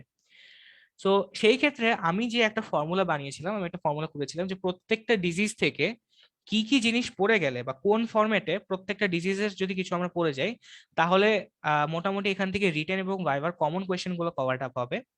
তাহলে সেই ফরম্যাটটা আমি এভাবে বানিয়েছিলাম। তো প্রত্যেকটা ডিজিজ থেকে যদি আমরা শুরুতে epidemiological features, prevention and control, clinical features and treatment এভাবে পড়ে যাই, এবং সাথে আরো কিছু এক্সট্রা ফিচার, এক্সট্রা জিনিসগুলো আমি পরে বলছি, সেগুলো যদি পড়ে যায়, তাহলে মোটামুটি আমাদের রিটেন এবং ভাইবার যে কমন কোয়েশ্চেন গুলো বা জেনারেল কোয়েশ্চেন গুলো সেগুলো আমরা কভার করে ফেলতে পারবো। তাহলে আমরা একটা একটা পয়েন্ট আসি, আগে এখান থেকে পড়ে যাই। এপিডেমিওলজিক্যাল ফিচার্স এর মধ্যে যদি আমাদের এই কোয়েশ্চেনটা রিটেনে কখনো আসে যে right down the epidemiological feature of certain disease of this disease, তখন আমাদেরকে এটা ইউজুয়ালি 5টা হেডিং এর আন্ডারে লিখতে হয়: agent factors, host factors, environmental factors, mode of transmission এবং ইনকিউবেশন পিরিয়ড। তাহলে চলে আসি প্রত্যেকটা ফ্যাক্টরের আন্ডারে আমরা কি লিখবো। এজেন্ট ফ্যাক্টরস এর আন্ডারে যদি আমরা শুধুমাত্র এজেন্টের নামটা লিখে রেখে দেই, তাহলে এই আনসারে ভালো মার্ক আসবে না। এজেন্ট ফ্যাক্টরস এর আন্ডারে আমাদেরকে আরো ফার্দার কিছু সাবহেডিং এ একটু ইলাবোরেট করে আনসারটা লিখতে হবে। সো এখানে আমাদেরকে অবশ্যই প্রথমে যেটা লিখতে হবে সেটা হবে এজেন্টের নামটা। সেটা যদি একটা ভাইরাস হয় তাহলে ভাইরাসটা কি, সেটা যদি একটা ব্যাকটেরিয়া হয় তাহলে ব্যাকটেরিয়ার কিছু ক্যারেক্টারিস্টিক্স যদি আমরা বলে দিতে পারি, সেটা গ্রাম পজিটিভ নাকি নেগেটিভ, এরকম কিছু কয়েকটা ক্যারেক্টারিস্টিক্স বলে দিতে পারলে এখানে ভালো হবে। বাট এজেন্টের নামটা আমাদেরকে অবশ্যই জানতে হবে। তারপরে যেটা, সেটা হচ্ছে source of infection, reservoir of infection. Source আর রেজার্ভারের মধ্যে একটা ডিফারেন্স আমরা অলরেডি পড়ে এসেছি যখন আমরা এপিডেমিওলজিক্যাল মেথডস গুলো পড়েছিলাম। সোর্স মানে হচ্ছে যেটা ডাইরেক্ট সোর্স, যেখান থেকে হচ্ছে ইনফেকশনটা একটা পার্সনে যায়। সো যে কোনো ডায়রিয়াল ডিজিজের ক্ষেত্রে সেটা হবে হচ্ছে ফিসেস বা এনি ম্যাটেরিয়াল কন্টামিনেটেড উইথ ফিসেস। যে কোনো রেসপিরেটরি ডিজিজের ক্ষেত্রে সেটা হবে হচ্ছে ওরোফ্যারিঞ্জিয়াল সিক্রিশন বা ড্রপলেটস। আর রিজার্ভার মানে হচ্ছে যেখানে হচ্ছে যে natural habitat of the disease agent. তাহলে রিজার্ভার হচ্ছে যে কোনো মোস্ট অফ দ্য ডিজিজের ক্ষেত্রে রিজার্ভারটা হবে হচ্ছে আইদার কেস বা ক্যারিয়ার। এখানে আমাদেরকে ভালো মতো খেয়াল করতে হবে যে কোন কোন ডিজিজের ক্ষেত্রে ক্যারিয়ার ইম্পর্টেন্ট এবং কোন কোন ডিজিজে ক্যারিয়ার হয় না। একটা এক্সাম্পল দিতে পারি, বইটা বলা আছে মিজলসে ইউজুয়ালি ক্যারিয়ার হয় না, but on the other hand diarrhoeal disease যেগুলো বা স্পেসিফিক্যালি হচ্ছে এন্টেরিক ফিভার এবং কলেরা, এই দুইটার জন্য এই ক্যারিয়ার জিনিসটা খুব বেশি ইম্পর্টেন্ট। সো রিজার্ভারের ক্ষেত্রে আমাদেরকে এইভাবেই জিনিসটা ডিফারেন্সিয়েট করতে হবে যে কোথায় কোথায় cases and carrier both possible আর কোথায় শুধুমাত্র কেসেস আছে। আরেকটা বিষয় হচ্ছে যেগুলো হচ্ছে আর্থ্রোপড, সরি, যেগুলো হচ্ছে জুনোটিক ডিজিজ, জুনোটিক ডিজিজ যেটা, সেখানে হচ্ছে আমাদেরকে এটা মনে রাখতে হবে যে অ্যানিমাল রিজার্ভারটাকে আর হিউম্যান রিজার্ভার তো হিউম্যানই, সো অ্যানিমাল রিজার্ভারটাকে সেটা হচ্ছে আমাদেরকে এখানে মেনশন করে দিতে হবে। তারপরে আসি period of কমিউনিকেবিলিটি। Period of কমিউনিকেবিলিটি usually এইভাবে মনে রাখাটা ডিফিকাল্ট বা মনে রাখা ইউজুয়ালি যায় না প্রত্যেকটা ডিজিজের জন্য, কিন্তু আমাদেরকে যে জিনিসটা খেয়াল করতে হবে যে মোটামুটি রেঞ্জটা ঠিক রাখতে হবে যে এটা কি উইকস, এটা কি ডেজ, নাকি এটা মান্থস বা ইয়ার্স। সো আমরা যদি এক জায়গায় 10 days থেকে 14 days এর জায়গায় 8 days থেকে 12 days লিখি, এটা খুব বড় একটা মিস্টেক না। বাট আমরা যদি ইয়ার্স, ডেজ এর জায়গায় ইয়ার্স লিখে দেই বা ডেজ এর জায়গায় উইকস লিখে দেই, এটা হচ্ছে একটা বড় একটা মিস্টেক। সো আমাদেরকে জাস্ট এই রেঞ্জটা, মোটামুটি রেঞ্জটা ঠিক রাখতে হবে, আদারওয়াইজ খুব বেশি একটা জিনিসটা চোখে পড়বে না। চলে আসি host factors. Host factors usually প্রত্যেকটা ডিজিজের জন্য মোটামুটি সেম কিছু ফ্যাক্টরস থাকে। হোস্টের নিউট্রিশনাল স্টেট বলা হয়, হোস্টের কিছু প্রিভিয়াস ইমিউনিটি আছে নাকি, আইদার ম্যাটারনাল ইমিউনিটি বা ভ্যাকসিন দিয়ে এটার কোনো লাইফ লং ইমিউনিটি হয় নাকি। তারপর হচ্ছে হোস্টের কিছু আম, আহ, কিছু সরি ডেমোগ্রাফিক ফিচার্স, যেমন এটা আরবান পপুলেশনে বেশি হয় নাকি, এটা মেলদের বেশি হয় নাকি ফিমেলদের বেশি হয়, আর কোন এজে এই জিনিসটা বেশি হয়। সো এরকম কিছু ফ্যাক্টরস হচ্ছে ইউজুয়ালি প্রত্যেকটা ডিজিজের ক্ষেত্রে বলা থাকে। ইনভায়রনমেন্টাল ফ্যাক্টরস বলতে আমরা ফিজিক্যাল এনভায়রনমেন্টটাও বুঝাই, যেমন হচ্ছে কিছু কিছু ডিজিজ দেখা যায় যে স্প্রিং এবং রেইনি সিজনে বেশি হয়, কিছু হচ্ছে উইন্টার সিজনে বেশি হয়। যেমন প্রত্যেকটা ডায়রিয়াল ডিজিজ দেখা যায় যে মনসুন সিজন বা রেইনি সিজনে বেশি হয়, বিকজ তখন ওয়াটার কন্টামিনেশনের রেটটা বেশি থাকে। আবার রেসপিরেটরি ইনফেকশন গুলো হচ্ছে দেখা যায় স্প্রিং এবং উইন্টার সিজন, এই দুই সিজনে বেশি হয়।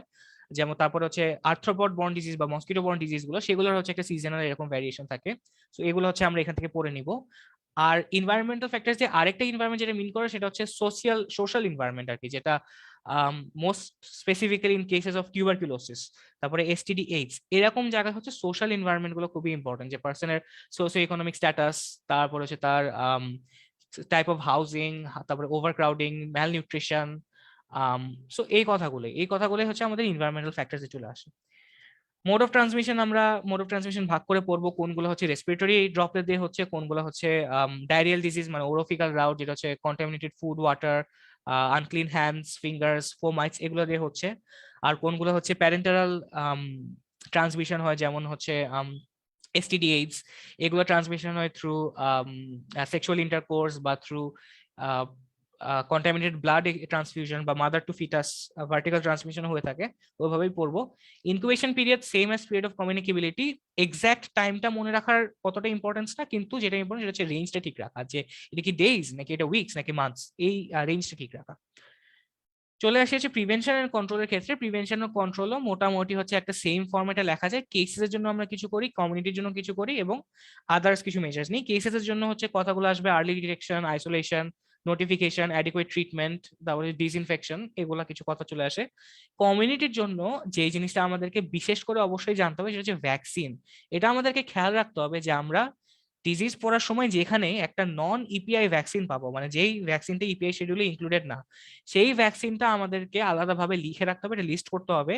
এবং এইসব ভ্যাকসিন গুলারও সেম ইপিআই এর মতোই নিয়ে আমরা যেভাবে পড়ি, যে এটা ভ্যাকসিনটার টাইপ, ভ্যাকসিনের route of administration, site of administration, ভ্যাকসিনের শিডিউল এবং ভ্যাকসিনের ডিউরেশন অফ প্রোটেকশন, যেখানেই যেখানে আমরা পাবো এই জিনিসটা আমাদেরকে আলাদাভাবে দেখে নিতে হবে। বিকজ এই ভ্যাকসিন কোয়েশ্চেনটাই আলাদাভাবে কোনো একটা ডিজিজ আলাদাভাবে কোনো কোয়েশ্চেন করা হয়, সেই ইম্পর্টেন্ট কোয়েশ্চেনটা হবে হচ্ছে ভ্যাকসিন রিলেটেড। আর তারপরে হচ্ছে যেগুলো ডায়রিয়াল ডিজিজ, সেখানে আমরা বলতে পারি কন্ট্রোল অফ স্যানিটেশন, এখানে হচ্ছে সেই water supply, sewage sewage treatment, তারপরে হচ্ছে hand hygiene, food hygiene, health education, সেই কথাগুলো চলে আসবে। আর যে কোনো ভেক্টর বর্ন ডিজিজের ক্ষেত্রে আমরা হচ্ছে ভেক্টর কন্ট্রোলটা বলে দিব। ভেক্টর কন্ট্রোলটা হচ্ছে যেমন মসকিটোর ক্ষেত্রে আমরা মসকিটোটা বলে দিব, স্যানফ্লাইয়ের ক্ষেত্রে স্যানফ্লাইটা বলে দিব, সেভাবে আমরা বলে দিব। আর আরেকটা জিনিস বলে আসি, একটা জিনিস স্কিপ হয়ে গেছে, যে এপিডেমিওলজিক্যাল ফিচার্সে আমরা যখন মোড অফ ট্রান্সমিশনটা পড়বো, তখন যদি সেটা কোনো ভেক্টর বর্ন ডিজিজ আসে, তাহলে সেই ভেক্টরের কিছু মরফোলজিক্যাল ক্যারেক্টারিস্টিক্স আমরা এখানে লিখে দিতে পারি। যেমন স্যানফ্লাইয়ের ক্যারেক্টারিস্টিক্স আমরা অলরেডি পড়ে এসেছি, ফ্লাইজ, তারপরে হচ্ছে মসকিটোস, এগুলো যখনই আমরা বর্ন ডিজিজ গুলো পাবো সেটা মোড অফ ট্রান্সমিশনে আমরা লিখে দিব, যদি এটা আমাদের রিটেনে আসে। নেক্সট কোয়েশ্চেনটাতে চলে যাই, বা নেক্সট পার্টটা হচ্ছে ক্লিনিক্যাল ফিচার্স। ক্লিনিক্যাল ফিচার্স আমাদেরকে এর জন্য পড়তে হবে বিকজ আমাদের ইউজুয়ালি এই কমিউনিকেবল ডিজিজ থেকে অনেকগুলো প্রবলেম বেসড অ্যানালিটিক্যাল কোয়েশ্চেন থাকে, যেখানে হচ্ছে আমাদেরকে এই কিছু সিনারিও দিয়ে দেয়, কিছু সাইন সিমটম দিয়ে দেয় একটা পেশেন্টের, এবং বলে ডায়াগনোসিস করতে বলে যে এই ডিজিজটা কি ডিজিজ। তো এটার জন্য হচ্ছে আমাদেরকে প্রত্যেকটা ডিজিজের ক্লিনিক্যাল ফিচারটা জানতে হবে। সো ক্লিনিক্যাল ফিচার অনেকগুলো ডিজিজের, আমাদের যে পার্ক টেক্সট বইটা আছে সেখানে অনেকগুলো ডিজিজের ক্লিনিক্যাল ফিচার ভালো মতো লেখা আছে, যেমন চিকেন পক্সের যে র্যাশের ক্রাইটেরিয়া, এটা ভালো মতো লেখা আছে, তারপরে ডিপথেরিয়ার যে সিডোমেমব্রেন, সেটা ভালো মতো লেখা আছে। বাট এরকমও কিন্তু অনেক ডিজিজ আছে যেটা অ্যাকচুয়ালি আমাদের এই পার্ক বইতে সুন্দর মতো লেখা নাই, সেটার জন্য আমাদেরকে একটু আমাদের ওয়ার্ডের লেকচার্স বা ইন দ্য মিন টাইম মেডিসিনের কিছু লেকচার্স হচ্ছে, সেখান থেকে হচ্ছে আমাদের রিফার করতে হতে পারে। যেমন এন্টেরিক ফিভারই, যেটা এন্টেরিক ফিভারে হচ্ছে উইক হিসাবে আমরা ভাগ করে ইউজুয়ালি একটা ক্লিনিক্যাল ফিচার্স এর প্রোগ্রেশন বলি, সেই উইক হিসাবে ভাগ করে, এটা আমাদের পার্ক বইতে সুন্দর মতো লেখা নেই। সেটার জন্য হচ্ছে আমাদেরকে একটু আমাদের মেডিসিনের লেকচারে চলে যেতে হবে, এবং মেডিসিনের লেকচার থেকে এই জিনিসটা পড়তে হবে। সো এটা আমরা যখন প্রত্যেকটা ডিজিজ পড়া শুরু করবো, তখন আমরা বুঝে ফেলতে পারবো যে কোন ডিজিজটা আমাদের এই পার্ক টেক্সট বইতে ভালো মতো লেখা আছে এবং কোন ডিজিজটা লেখা নেই, এবং অ্যাপ্রোপ্রিয়েটলি আমরা এইভাবেই জিনিসটা প্রিপেয়ার করবো। এখানে আমি আরেকটা যেটা লিখে দিচ্ছি, প্যাথোগনোমিক ফিচার, অর্থাৎ প্রত্যেকটা ডিজিজের ক্ষেত্রে এরকম একটা ফিচার যেটা দেখে আমি শিওর হয়ে যাব যে এটা এই ডিজিজ, এইটা রিলেটেড কোয়েশ্চেন হচ্ছে ভাইভাতে প্রবলেম বেসড কোয়েশ্চেনে অনেক বেশি আসে। সো প্রবলেম বেসড কোয়েশ্চেনে আমরা জানি যে অনেক এরকম সাইন সিমটম দেওয়া পসিবল, এর মধ্যে যেখানেই আমি একটা প্যাথোগনোমিক ফিচার আইডেন্টিফাই করতে পারবো, সেটাই আমার ইন্ডিকেট করবে টুয়ার্ডস দ্যাট ডিজিজ। ট্রিটমেন্টে চলে আসি। ট্রিটমেন্টে হচ্ছে আমি একটা স্টার দিয়ে রেখেছি বিকজ ট্রিটমেন্ট সব ডিজিজের জানতে হয় না, কিছু কিছু ডিজিজের জন্য ট্রিটমেন্টটা ইম্পর্টেন্ট, যেমন টিউবারকুলোসিস, লেপ্রোসি, এগুলোর জন্য ট্রিটমেন্ট ইম্পর্টেন্ট। আবার এন্টেরিক ফিভারের ক্ষেত্রে কেসেসের ট্রিটমেন্টটা ইম্পর্টেন্ট না, কিন্তু ক্যারিয়ারের যে ট্রিটমেন্টটা সেটা হচ্ছে খুবই ইম্পর্টেন্ট। মানে এন্টেরিক ফিভার থেকে যদি আমাদেরকে একটা কোয়েশ্চেন জিজ্ঞেস করা হয়, সেটাই হবে হচ্ছে যে ক্যারিয়ার স্টেটটাকে তুমি কিভাবে ট্রিট করবা। সো মোটামুটি এই ফরম্যাটের আন্ডারে যদি আমরা প্রত্যেকটা ডিজিজ পড়ি, এখান থেকে আমাদের প্রত্যেকটা ডিজিজের গুছানো ভাবে যা যা লাগবে রিটেন এবং ভাইবার কমন কোয়েশ্চেন গুলো আনসার করার জন্য, সেটা কভার আপ হয়ে যাবে। এখন আমাদের সিলেবাসে তো অনেকগুলো ডিজিজ, লেটস সে আমার মনে হয় 20 থেকে 25টার মতো এরকম ডিজিজ আছে যেগুলো আমাদের পড়তে হয়। এই ডিজিজ গুলোর মধ্যে এরকম একটা বড় প্রপোর্শন অফ ডিজিজ আছে যেগুলোর মধ্যে এই 5টা বা এই 4টা হেডিং এর আন্ডারে যদি আমরা পড়ি, তাহলে সেই ডিজিজ গুলো পুরো 100% কভার আপ হয়ে যাবে, সেখানে আর এক্সট্রা কিছু পড়তে হবে না। কিন্তু এরকমও অনেকগুলো ডিজিজ আছে, মানে হাফ এরকম আছে, যেগুলো হচ্ছে এই 4টা পয়েন্ট পড়ার পরও আরো অনেক এক্সট্রা ইনফরমেশন আমাদের লাগবে আমাদের ভাইভার কোয়েশ্চেন্স বা আমাদের রিটেনের কোয়েশ্চেন্স গুলো আনসার করার জন্য। তো এইভাবে ডিফারেন্সিয়েট করে আমি হচ্ছে একটা লিস্ট বানাই যে কোন ডিজিজ গুলাকে আমাদের এক্সট্রা অনেক কিছু পড়তে হবে, এখানে আমাদেরকে এক্সট্রা অনেক কিছু পড়তে হবে সেই 4টা হেডিং এ ছাড়াও, এবং এই ডিজিজ গুলাতে আমরা যদি সেই 4টা হেডিং মাথায় রাখি তাহলে মোটামুটি এই ডিজিজ গুলাতে সবগুলো পয়েন্ট কভারড আপ হয়ে যাবে। এখন এখানে নিডলেস টু সে যে এই দুইটা কোনো কম্প্রিহেন্সিভ লিস্ট না, এটা পুরোপুরি আমার জাজমেন্টে আমি এরকম একটা লিস্ট বানানো হয়েছে, বিকজ আমি যখন রিটেনের কোয়েশ্চেন গুলো সলভ করে থাকি বা যখন ভাইভার কোয়েশ্চেন গুলো আমি শুনি যে ভাইভাতে কি কোয়েশ্চেন কমনলি করা হয়, তখন হচ্ছে আমি এরকম একটা লিস্ট বানাই যে কোন কোন ডিজিজ একটু বেশি পড়তে হবে এগুলোর বাইরে, এবং কোন কোন ডিজিজ মোটামুটি ওই 4টা পয়েন্টের আন্ডারে সবকিছু পড়লেই কভার আপ হয়ে যাবে। বাট এই লিস্টটা যে প্রত্যেকটা বোর্ডের সাথে মিলবে বা প্রত্যেকটা মেডিকেল কলেজের যে ভাইভা কোয়েশ্চেন্স গুলো আছে সেটার সাথে মিলবে, সেটা নট নেসেসারি। আমাদেরকে এই জিনিসটা অবশ্যই বুঝতে হবে যে আমাদের লেকচারে যদি আমাদেরকে এরকম কোনো একটা ডিজিজ থাকে যেটা আমাদেরকে মোস্ট ইম্পর্টেন্স দিয়ে পড়ানো হয়, তাহলে বুঝতে হবে এটা আমাদের প্রফেসরদের একটা ফেভারিট ডিজিজ, ফেভারিট কোয়েশ্চেন, এখান থেকে আমাদেরকে আরো অনেক ডিটেইলে কিছু কোয়েশ্চেন আস্ক করা হতে পারে। এবং আমাদের যে স্পেসিফিক বোর্ডের রিটেন কোয়েশ্চেন গুলো আছে সেগুলো রিসেন্ট ইয়ার্স আমাদেরকে সলভ করে যেতে হবে, দেখতে হবে যে এখানে এরকম কোনো কোয়েশ্চেন আছে নাকি যেগুলো হচ্ছে এইভাবে আমাদের এই 4টা পয়েন্টের আন্ডারে কভার আপ করা হয়নি। বিকজ কমিউনিকেবল ডিজিজ যেহেতু এত ভাস্ট, এই থার্ড ইয়ার থেকে শুরু করে একদম ফোর্থ ইয়ার ফাইনাল ইয়ার পর্যন্তই তো আমাদেরকে ডিজিজ গুলো পড়ানো হবে। সো প্রত্যেকটা ডিজিজের এরকম অনেক অ্যাসপেক্ট আছে, এবং একজন প্রফেসর চাইলেই উনি ডিজিজের কিছু ক্লিনিক্যাল অ্যাসপেক্ট আমাদেরকে কোয়েশ্চেন করতে পারে, বা ডিজিজের কিছু মাইক্রোবায়োলজিক্যাল ফার্মাকোলজিক্যাল অ্যাসপেক্ট কোয়েশ্চেন করতে পারে, বা রিটেনে এগুলো চলেই আসতে পারে যে কোনো একটা ডিজিজের স্পেসিফিক ট্রিটমেন্ট চলে আসলো, কোনো একটা ডিজিজের এরকম ক্লিনিক্যাল কোনো একটা বিষয় চলে আসলো। এগুলো কিন্তু কোনো অ্যাবনর্মাল কিছু না, যেহেতু আমরা ডিজিজ গুলো পড়ছি যে কোনো কোয়েশ্চেন যে কোনো সময় চলেই আসতে পারে। বাট আমাদেরকে মাথায় রাখতে হবে যে জিনিসটা যে কমন কোয়েশ্চেন কোনগুলো বা জেনারেল কোয়েশ্চেন কোনগুলো। ইনডেপথ কোয়েশ্চেন করা চাইলে তো অনেক কিছু করতে পারে, এখানে কোনো লিমিট নেই, বাট যেই কোয়েশ্চেন গুলো আমাদেরকে একদম পারতেই হবে সেগুলো হচ্ছে আমরা কিভাবে আনসার করবো বা কোন ফরম্যাটের আন্ডারে পড়লে সবগুলো ডিজিজ কভার আপ হয়ে যাবে। সো এই লিস্টটা দেখার পর আমাদের যে কাজ, সেই কাজটা হচ্ছে এই লিস্টটাকে আমরা নিব, এই লিস্টটাকে আমরা নিজেদের মতো করে মডিফাই করব, আমাদের কলেজের প্রবলেম বেসড রিকল অ্যানালিটিক্যাল সেই কোয়েশ্চেনগুলোর সাথে মিলিয়ে দেখবো যে এরকম কোনো পয়েন্ট বাদ গেছে নাকি, এবং আমাদের বোর্ডের রিটেন লেটেস্ট রিটেন কোয়েশ্চেন গুলো দেখবো দেখবো যে এরকম কোনো নতুন কোয়েশ্চেন করা হয়েছে নাকি। সেটা করেই হচ্ছে আমরা এখানে সেটা করে হচ্ছে আমরা এখানে এই ডিজিজ গুলোর একটা লিস্ট বানাবো আমাদের সাবজেক্টিভ ইম্পর্টেন্স অনুযায়ী। আমরা এখানে একটা লিস্ট বানাবো যে কোন কোন ডিজিজ আমাদের জন্য বেশি ইম্পর্টেন্ট এবং কোন কোন ডিজিজ আমাদের জন্য লেস ইম্পর্টেন্ট। তাহলে আমার কাছে মনে হয় যে মোটামুটি ডিজিজের এইভাবে যদি একটা লিস্ট করে রাখি, লিস্ট করে এবং আগের ফর্মুলাতে যদি আমরা এইভাবে জিনিসটা পড়ে থাকি, তাহলে আমরা মোটামুটি কমন কোয়েশ্চেন গুলো কভার আপ করতে পারবো। তাহলে এখন আমরা চলে যাই এই স্পেসিফিক ডিজিজ গুলো থেকে আমাদের কি কি পড়তে হবে। সো আগে আমরা কভার আপ করার চেষ্টা করবো এই লিস্টটা। এই লিস্ট মানে হচ্ছে যেখান থেকে যেই ডিজিজ গুলো থেকে আমাদেরকে ওই 4টা হেডিং এর আন্ডারের চেয়েও আরো অনেক বেশি কিছু ইনফরমেশন জানতে হয়। সো কোন ডিজিজ থেকে কি কি জানতে হবে সেটা আমরা এখন চলে যাই। ফার্স্টে আসে হচ্ছে টিউবারকিলোসিস। টিউবারকিলোসিস হচ্ছে অ্যাজ আ হোল কমিউনিটি মেডিসিনের জন্য খুবই ইম্পর্ট্যান্ট একটা ডিজিজ। সো এখান থেকে আর অনেক অনেক বেশি ডিটেলসে কোয়েশ্চেন করা হতে পারে। তাহলে ফার্স্ট কোয়েশ্চেনটাই আমরা দেখতে পাচ্ছি যে mention the social factors which are responsible for tuberculosis. তাহলে কিছুক্ষণ আগে যখন এপিডেমিওলজিক্যাল ফিচার্স গুলো বলছিলাম তখন বলছিলাম যে কিছু ডিজিজের ক্ষেত্রে, কিছু স্পেসিফিক ডিজিজের ক্ষেত্রে হচ্ছে আমরা এনভায়রনমেন্ট মানে আমরা ইউজুয়ালি ফিজিক্যাল এনভায়রনমেন্টটা বুঝাই, যেমন মানে যেটা হচ্ছে যে ওয়েদার বা ক্লাইমেট। আর কিছু কিছু ডিজিজের ক্ষেত্রে আমরা সোশ্যাল এনভায়রনমেন্ট বুঝাই। সোশ্যাল এনভায়রনমেন্ট মানে হচ্ছে সোশ্যাল ইকোনমিক স্ট্যাটাস, তারপরে হাউজিং, ভেন্টিলেশন, এই কথাগুলা। তাহলে সোশ্যাল ফ্যাক্টরস প্রিডিসপোজিং টিউবারকুলোসিস, এটা হচ্ছে সোশ্যাল ফ্যাক্টরস আন্ডারই কিছু পয়েন্ট লেখা আছে। আমি বলে যাই একবার: poor quality of life, poor housing, overcrowding, population explosion, undernutrition, smoking, alcohol abuse, lack of education, large families, early marriages, lack of awareness, etc. are causes of the illness. তো এগুলো হচ্ছে কিছু সোশ্যাল ফ্যাক্টরস প্রিডিসপোজিং টিউবারকুলোসিস। অনেকগুলো বইতে লেখা আছে, এগুলো আমরা নিজেও লিখতে পারি, জাস্ট সোশ্যাল কিছু ফ্যাক্টরের নাম লিখে দিব। তারপরে চলে আসে হচ্ছে ক্লাসিফিকেশন অফ টিউবারকুলোসিস। এটা একটা important question. So classification of tuberculosis বুঝার আগে আমাদের একটা কনসেপশন ক্লিয়ার করতে হবে, যেটা হচ্ছে টিউবারকুলোসিসের এপিডেমিওলজির ব্যাপারে। সো আগে আমাদেরকে যে জিনিসটা, যে দুইটা টার্ম ডিফারেন্সিয়েট করতে হবে, একটা হচ্ছে টিউবারকুলোসিস ইনফেকশন আর একটা হচ্ছে টিউবারকুলোসিস ডিজিজ।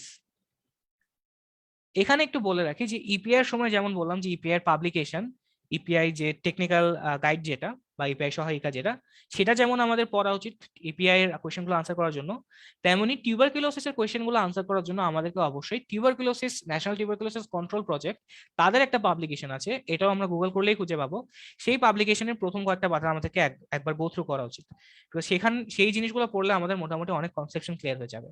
সো ওইখানে এরকম একটা জিনিস লেখা আছে যে দুইটা টার্ম আমাদেরকে ডিফারেন্সিয়েট করতে হবে, যে টিউবারকুলোসিস ইনফেকশন আর যে টিউবারকুলোসিস ডিজিজ। বলা হয় যে পার্সনস যারা একটা টিউবারকুলোসিস পেশেন্ট বা টিউবারকুলোসিস কেসের কাছে এক্সপোজড, তাদের 90% মানুষ টিউবারকুলোসিস ডিজিজ বা টিউবারকুলোসিস সাইন সিমটম শো করে না, তাদেরকে বলা হচ্ছে টিউবারকুলোসিস ইনফেকশন। মানে এনি পার্সন যে হচ্ছে টিউবারকুলোসিস এর কাছে এক্সপোজড, তাকেই বলা হচ্ছে একটা টিউবারকুলোসিস ইনফেকশন। এই টিউবারকুলোসিসের ইনফেকশনের 90% পরবর্তীতে ফার্দার টিউবারকুলোসিস ডিজিজে প্রগ্রেস করে না, আর বাকি যে 10% আছে সেই 10% হচ্ছে পরবর্তীতে টিউবারকুলোসিস ডিজিজ হয়ে থাকে। এই যে 90% যারা টিউবারকুলোসিস ইনফেকশন বা টিউবারকুলোসিস ডিজিজ না, মনে রাখতে হবে তারা হচ্ছে নন ইনফেকশাস, মানে তারা হচ্ছে তাদের বডির ভিতরে, তাদের লাংসের ভিতরে টিউবারকুলোসিস ব্যাসিলাই আছে, কিন্তু তারা এই ইনফেকশনটা স্প্রেড করতে পারে না। এই টিউবারকুলোসিস ইনফেকশন যাদের আছে তাদের মধ্যে 90%ই স্পন্টেনিয়াসলি তারা রিকভার করে যায়, আর শুধুমাত্র 10% যারা, তাদের হচ্ছে যারা কোনোভাবে ইমিউনো কম্প্রোমাইজড বা যাদের কোনো সেল মিডিয়েটেড ইমিউনিটির কোনো ডেফিসিয়েন্সি থাকে, তারা হচ্ছে পরবর্তীতে সাইন সিমটম শো করে টিউবারকুলোসিস ডিজিজ হয়। এই টিউবারকুলোসিস ডিজিজও আমরা অনেকভাবে ক্লাসিফাই করে থাকি। একটা ইম্পর্টেন্ট ক্লাসিফিকেশন হচ্ছে স্পুটাম স্মিয়ার দিয়ে আমরা করে থাকি, এবং সেটাকে আমরা বলি হচ্ছে স্পুটাম স্মিয়ার পজিটিভ আর স্পুটাম স্মিয়ার নেগেটিভ।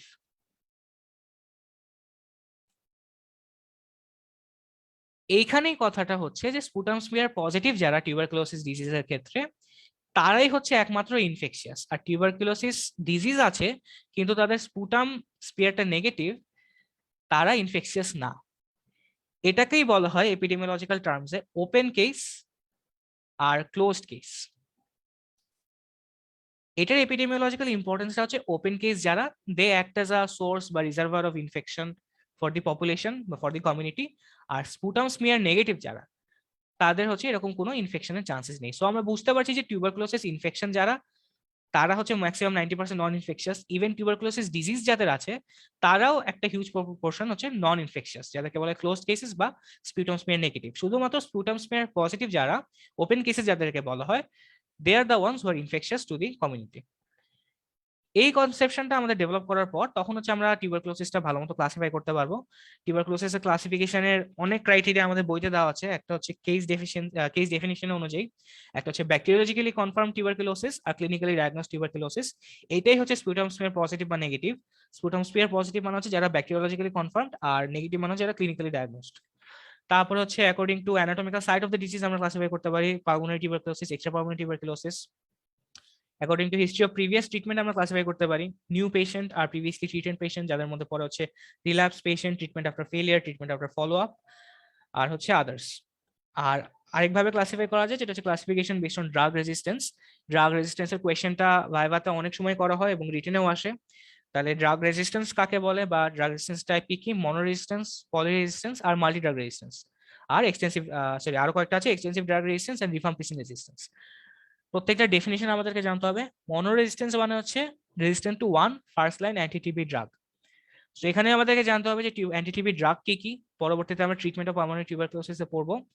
তারপরে পলিড্রাগ রেজিস্ট্যান্স মানে হচ্ছে treatment to more than one first line anti TB drug other than both isoniazid and rifampicin. Multi drug resistance মানে হচ্ছে resistance to at least both isoniazid and rifampicin.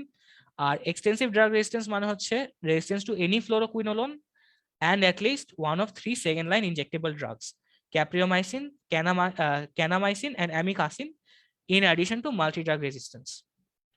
So এই drug রেজিস্ট্যান্সের ব্যাপারটা, এটা হচ্ছে খুবই important.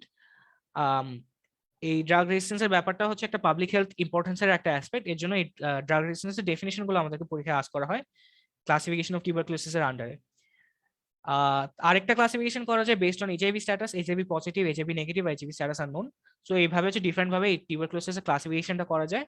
Open and closed cases of pulmonary tuberculosis already বলে দিয়েছি, যেটা হচ্ছে স্পুটাম স্মিয়ার পজিটিভ তারা হচ্ছে ওপেন, মানে তারা হচ্ছে ইনফেকশিয়াস, আর ক্লোজড কেস মানে হচ্ছে স্পুটাম স্মিয়ার নেগেটিভ তারা। তারপরে চলে আসে হচ্ছে right down the treatment of pulmonary tuberculosis. তার আগে বলে নিই যে টিউবারকুলোসিসের যে এপিডেমিওলজিক্যাল ফিচার্স, আমরা তো সাধারণত বলেছিলাম কিছুক্ষণ আগে যে এপিডেমিওলজিক্যাল ফিচার্স কিছু জেনারেল পয়েন্ট লিখলেই হয়ে যায়, কিন্তু টিউবারকুলোসিসের ক্ষেত্রে দুইটা পয়েন্ট কিন্তু খুবই সিগনিফিকেন্ট। সেই দুইটা পয়েন্ট কি কি? একটা হচ্ছে সোর্স অফ ইনফেকশনে এরকম কথা লেখা আছে যে human case whose sputum is positive for tubercle bacilli and who has either received no treatment or has not been treated fully. আর কমিউনিকেবিলিটির আন্ডারে, পিরিয়ড অফ কমিউনিকেবিলিটির আন্ডারে একটা কথা লেখা আছে যে patients R infective as long as they remain untreated. Effective antimicrobial treatment reduces infectivity within 48 hours. এখান থেকে আমরা বুঝতে পারছি যে টিউবারকুলোসিসের ট্রিটমেন্ট যখন শুরু করা হয় তখন যে স্পুটাম স্মিয়ার পজিটিভ যারা যারা ইনফেকশিয়াস টিউবারকুলোসিস কেসেস, তাদেরও 48 আওয়ার্স এর মধ্যে ইনফেক্টিভিটিটা কমে যায় জাস্ট উইদিন 48 আওয়ার্স।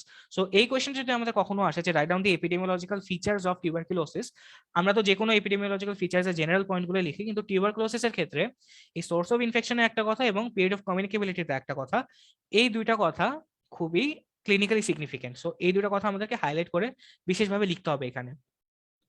পরের কোয়েশ্চেনতে চলে যাই, right down the treatment of pulmonary tuberculosis. এটা হচ্ছে সাধারণত আমরা ক্যাটাগরি 1 ক্যাটাগরি 2 হিসাবে ভাগ করে, একটা এক্সটেন্সিভ এবং একটা ইন্টেন্সিভ ফেজ, একটা কন্টিনিউয়েশন ফেজ, এইভাবে হচ্ছে দুই ভাবে ভাগ করে থাকি।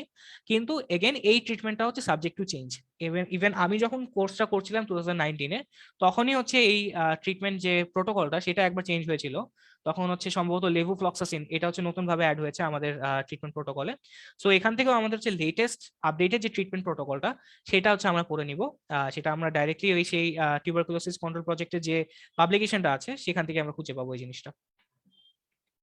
নেক্সট কোশ্চেন চলে আসি, write down the link between HIV and tuberculosis. এটা হচ্ছে আরেকটা ইম্পর্টেন্ট কোশ্চেন যেটা ইউজুয়ালি আমাদেরকে ধরা হয়, ভাইভাতেও ধরা হয়, রিটেনেও আসতে পারে। সো এই কোশ্চেনটা আমরা এমনি বেসিক কনসেপশনটা বুঝতে পারছি যে কিছুক্ষণ আগে যেটা বললাম, টিউবারকুলোসিস ইনফেকশনের 90% কেসেস টিউবারকুলোসিস ডিজিজ ডেভেলপ করে না। যারা করে তারা হচ্ছে ইমিউনো কম্প্রোমাইজড বা ইমিউনো ডেফিশিয়েন্ট কোনো একটা কারণে। আর ইমিউনো ডেফিসিয়েন্সির সবচেয়ে কমন রিজনটাই হচ্ছে এইচআইভি এইডস। তাহলে বইতে আমাদের 5টা পয়েন্ট বা 4টা পয়েন্টের কথা বলা আছে যে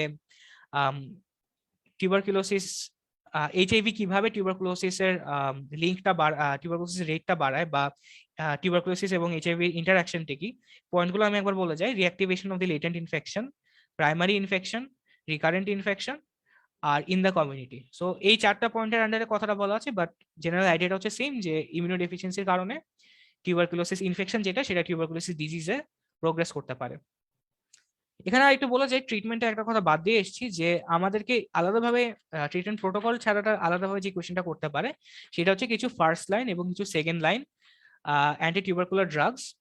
এটা আমাদের বইতে সুন্দর একটা লিস্ট দেওয়া আছে, সাথে ড্রাগগুলোর কিছু সাইড ইফেক্ট আমাদেরকে জিজ্ঞেস করতে পারে, বা এই কোয়েশ্চেনটা হচ্ছে আমাদের একটা বক্সের প্রবলেম বেসড বা অ্যানালিটিক্যাল কোয়েশ্চেন হিসেবে চলে আসতে পারে, যে টিউবারকুলোসিস মেডিসিন খাচ্ছে একটা পার্সন, সো খাওয়ার পরে তার দেখা যাচ্ছে যে এই সিমটমস দেখা যাচ্ছে, তো এটা হচ্ছে কোন ড্রাগের সাইড ইফেক্ট হিসেবে বলা আছে, এটা আমরা এখান থেকে পড়ে নিব। তারপরে কোয়েশ্চেনটা দেখতে পাচ্ছি যে শর্ট নোট অন ডটস।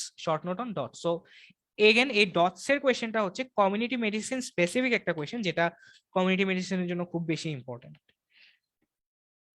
তাহলে ডটস চলে যাই আমরা। তাহলে ডটস এর এরকম একটা ডেফিনিশন আছে যে ডটস প্রথমত অ্যাব্রিভিয়েশনটা কি? অ্যাব্রিভিয়েশনটা মানে হচ্ছে it is directly observe treatment short course, DOTS directly observe treatment short course. আর এটা ডেফিনিশনটা হচ্ছে এরকম যে it means someone, usually a health worker, takes the responsibility for observing the person taking each dose of the drug। মানে এখানে একজন person, এই ডটস কর্নার আমরা যারা হসপিটালে গিয়েছি বা হসপিটাল দেখেছি, আমরা দেখেছি যে প্রত্যেকটা হসপিটালে একদম ডিস্ট্রিক্ট লেভেল হসপিটাল থেকে শুরু করে একদম কমিউনিটি ক্লিনিক এবং উপজেলা হেলথ কমপ্লেক্স পর্যন্ত, কমিউনিটি ক্লিনিকে সম্ভবত নেই বাট উপজেলা হেলথ কমপ্লেক্সে আছে, সেখানেও পর্যন্ত একটা ডটস কর্নার আছে, যেখানে হচ্ছে একটা হেলথ ওয়ার্কার থাকে, একজন পার্সন থাকে, যার হচ্ছে এই টিউবারকুলোসিস ইনফেক্টেড পার্সনের রেসপন্সিবিলিটি নিজে নেয়, যে সে প্রত্যেকটা ডোজ অফ ড্রাগ পার্সনটা নিচ্ছে নাকি সে হচ্ছে এটা অবজার্ভ করবে। এটার এইমটা হচ্ছে এটা যে টিউবারকুলোসিসের যে ড্রাগের রেজিমেন্ট সেটা অনেক লং ডিউরেশন ধরে নিতে হয়। লাইক আমরা যেটা পড়েছিলাম একটা হচ্ছে 6 মান্থস, একটা হচ্ছে 8 মান্থস, এখনো সেটা সেম আছে নাকি আমি শিওর না, বাট একটা লং ডিউরেশন ধরে হচ্ছে এই টিউবারকুলোসিসের ড্রাগের ডোজগুলো নিতে হয়, এবং টিউবারকুলোসিসের ড্রাগগুলো অনেক বেশি পাওয়ারফুল। এই ড্রাগগুলো নেওয়ার একটা শর্ট টাইমের মধ্যেই মোটামুটি টিউবারকুলোসিসের সিমটমটা চলে যায়। সো যেহেতু সিমটম চলে যায় প্লাস একটা লং ডিউরেশন ধরে নেওয়া হয়, সো এই ড্রাগের ডিসকন্টিনিউশন রেটটা অনেক হাই। এন্ড ডিসকন্টিনিউশন রেট হইলেই এই প্রবলেমটা হবে যে ড্রাগ রেজিস্ট্যান্স ডেভেলপ করা শুরু করবে। এটা আমরা একটা common sense by now develop করে ফেলেছি, বা পরবর্তী মাইক্রোবায়োলজিতে পড়বো যে অ্যান্টিবায়োটিক রেজিস্ট্যান্স ডেভেলপ করার একটা বড় রিজনটা হচ্ছে ট্রিটমেন্ট রেজিমেন্ট ঠিক মতো ফলো না করা। সো এই জিনিসটাকে অ্যাভয়েড করার জন্য, এই জিনিসটাকে প্রিভেন্ট করার জন্য প্রত্যেকটা টিউবারকুলোসিসের পেশেন্টের ড্রাগটা নিচ্ছে নাকি এটা অবজার্ভ করার রেসপন্সিবিলিটি ডাইরেক্টলি একটা হেলথ ওয়ার্কার নেয়, যাতে ড্রাগটা পার্সন একদম ফুল ডিউরেশন ধরে কন্টিনিউশন করে। সো ডটস এর যদি শর্ট নোট আসে আমাদেরকে, তাহলে আমাদেরকে এই কথাগুলো বলতে হবে, বা বাই বাই হলে বাই বাই জিজ্ঞেস করলে আমাদেরকে এই জিনিসটাই বলতে হবে। এখানে একটা কোয়েশ্চেন করে যে ডট এজেন্ট কারা হয়, ডট এজেন্ট ইউজুয়ালি কারা হয়। সো ডট এজেন্ট হচ্ছে ইউজুয়ালি হেলথ ওয়ার্কার হতে পারে। হেলথ ওয়ার্কার যেটা হচ্ছে আমাদের প্রাইমারি হেলথ কেয়ার লেভেলে হেলথ অ্যাসিস্ট্যান্ট হতে পারে, বা সিএইচসিপি হতে পারে। আর হেলথ ওয়ার্কার বাদেও যে কোনো লোকাল ইনফ্লুয়েন্সিয়াল পার্সনও হচ্ছে কিন্তু ডটের এজেন্ট হিসেবে কাজ করতে পারে। এটা কোনো গ্রামের টিচার হতে পারে, কোনো গ্রামের কোনো পলিটিক্যাল পার্সন হতে পারে, কোনো এক্স পেশেন্ট হতে পারে, সোশ্যাল ওয়ার্কার হতে পারে। সো তারাই হচ্ছে ইউজুয়ালি ডট এজেন্ট হিসেবে ফাংশন করে থাকে। নেক্সট কোশ্চেনে চলে আসি যে টিউবারকিউলিন টেস্ট। সো ভাই একটা কোয়েশ্চেন ছিল এখানে। হ্যাঁ বলো। ভাই যে ডটস এ যে মানে এলাবোরেশনে যে এখানে যে শর্ট কোর্সটা থাকে, ওই শর্ট কোর্স বলাটার কারণ কি? এটা একটা টিচার জিজ্ঞেস করছিল। রাইট, শর্ট কোর্স বলার কারণ হচ্ছে যে অনেক আগে টিউবারকিউলোসিসের যে ট্রিটমেন্ট প্রোটোকলটা ছিল সেটা অনেক লং ডিউরেশন ধরে ছিল। এখন যেটা আসে সেটা 6 মান্থস আর 8 মান্থস, সেটা হচ্ছে ওই লং ডিউরেশনটা থেকে শর্টার, এর জন্য এটাকে শর্ট কোর্স বলা হচ্ছে। জি ভাই, বুঝতে পারছি, থ্যাংক ইউ। ওকে, সো আমরা নেক্সট কোশ্চেনে চলে যাই যে টিউবারকিউলিন টেস্ট। সো টিউবারকিউলিন টেস্ট হচ্ছে আরেকটা এখান থেকে ইম্পর্টেন্ট কোয়েশ্চেন। টিউবারকিউলিন টেস্ট এমনিতে হচ্ছে type 4 type of hyper sensitivity, এটা আমাদেরকে ইন ডিটেল পড়াবে নেক্সট ইয়ার মাইক্রোবায়োলজিতে। কিন্তু এটা কমিউনিটি মেডিসিনের জন্য এর জন্য ইম্পর্টেন্ট বিকজ টিউবারকিউলিন টেস্ট হচ্ছে টিউবারকুলোসিস ইনফেকশন, আমরা কিছুক্ষণ আগে যে জিনিসটা পড়েছিলাম সেই টিউবারকুলোসিস ইনফেকশন মেজার করার একমাত্র টেস্ট হচ্ছে টিউবারকুলিন টেস্ট। সো এই জিনিসটা আমাদেরকে বুঝতে হবে যে টিউবারকুলিন টেস্ট এটা টিউবারকুলোসিস ডিজিজ কনফার্ম করে না। এটা একটা পার্সনের টিউবারকুলোসিস ডিজিজ আছে নাকি সেটা কনফার্ম করে না, বাট রাদার আমি যে কিছুক্ষণ আগে পড়েছিলাম যে যারা এটা টিউবারকুলোসিস কেসের সাথে এক্সপোজড তাদের লাংসে টিউবারকুলোসিস ব্যাসিলাই থাকবে, but they may not show the symptoms. Tuberculosis infection যেটাকে বলছি সেটাই কনফার্ম করেছে টিউবারকুলিন টেস্ট। তাহলে টিউবারকুলিন টেস্টের যে প্রসিডিয়ারটা আমরা পড়ে নিব, আমাদের বইতে লেখা আছে যে হাতের কোথায় কত ইউনিট পিউরিফাইড প্রোটিন ডেরিভেটিভ দিতে হয়, সেটা আমরা পড়ে নিব। আর এখান থেকে মেইন কনসেপশনটাই হচ্ছে যে it is use to measure tuberculosis infection, but it is not a diagnostic test for tuberculosis disease. তাহলে টিউবারকুলোসিস থেকে যে কিছু ইম্পর্টেন্ট কোয়েশ্চেন সেটা আমরা মোটামুটি কভার আপ করে ফেললাম। নেক্সট ডে হচ্ছে আমরা এখান থেকে রিটেন কোয়েশ্চেন গুলো দেখবো অ্যান্ড বক্স কোয়েশ্চেন গুলো সলভ করবো। যদি এক্সট্রা কোনো টপিক থাকে আমরা ওইভাবে পড়ে নিব। তাহলে আমরা চলে যাই টিউবারকুলোসিস এর পরের ইম্পর্টেন্ট টপিক যেটা হচ্ছে লেপ্রোসি, আরেকটা মাইক্রো ব্যাকটেরিয়াল ডিজিজ যেটা। সো লেপ্রোসির ক্ষেত্রে এগেন আমরা প্রথমত ওই 4টা হেডিং এর আন্ডারে সবগুলো টপিক পড়ে নিব, এপিডেমিওলজিক্যাল ফিচার্স, প্রিভেনশন, কন্ট্রোল, ওগুলা। কার্ডিনাল ফিচার্স অফ লেপ্রোসি, 4টা কার্ডিনাল ফিচার আছে, আমি বললাম না, বইতে লেখা আছে, এটা আমরা ওই ক্লিনিক্যাল ফিচার্স এর আন্ডারে পড়ে থাকি। ইম্পর্টেন্ট যে কোয়েশ্চেনটা হচ্ছে different methods of classification of leprosy.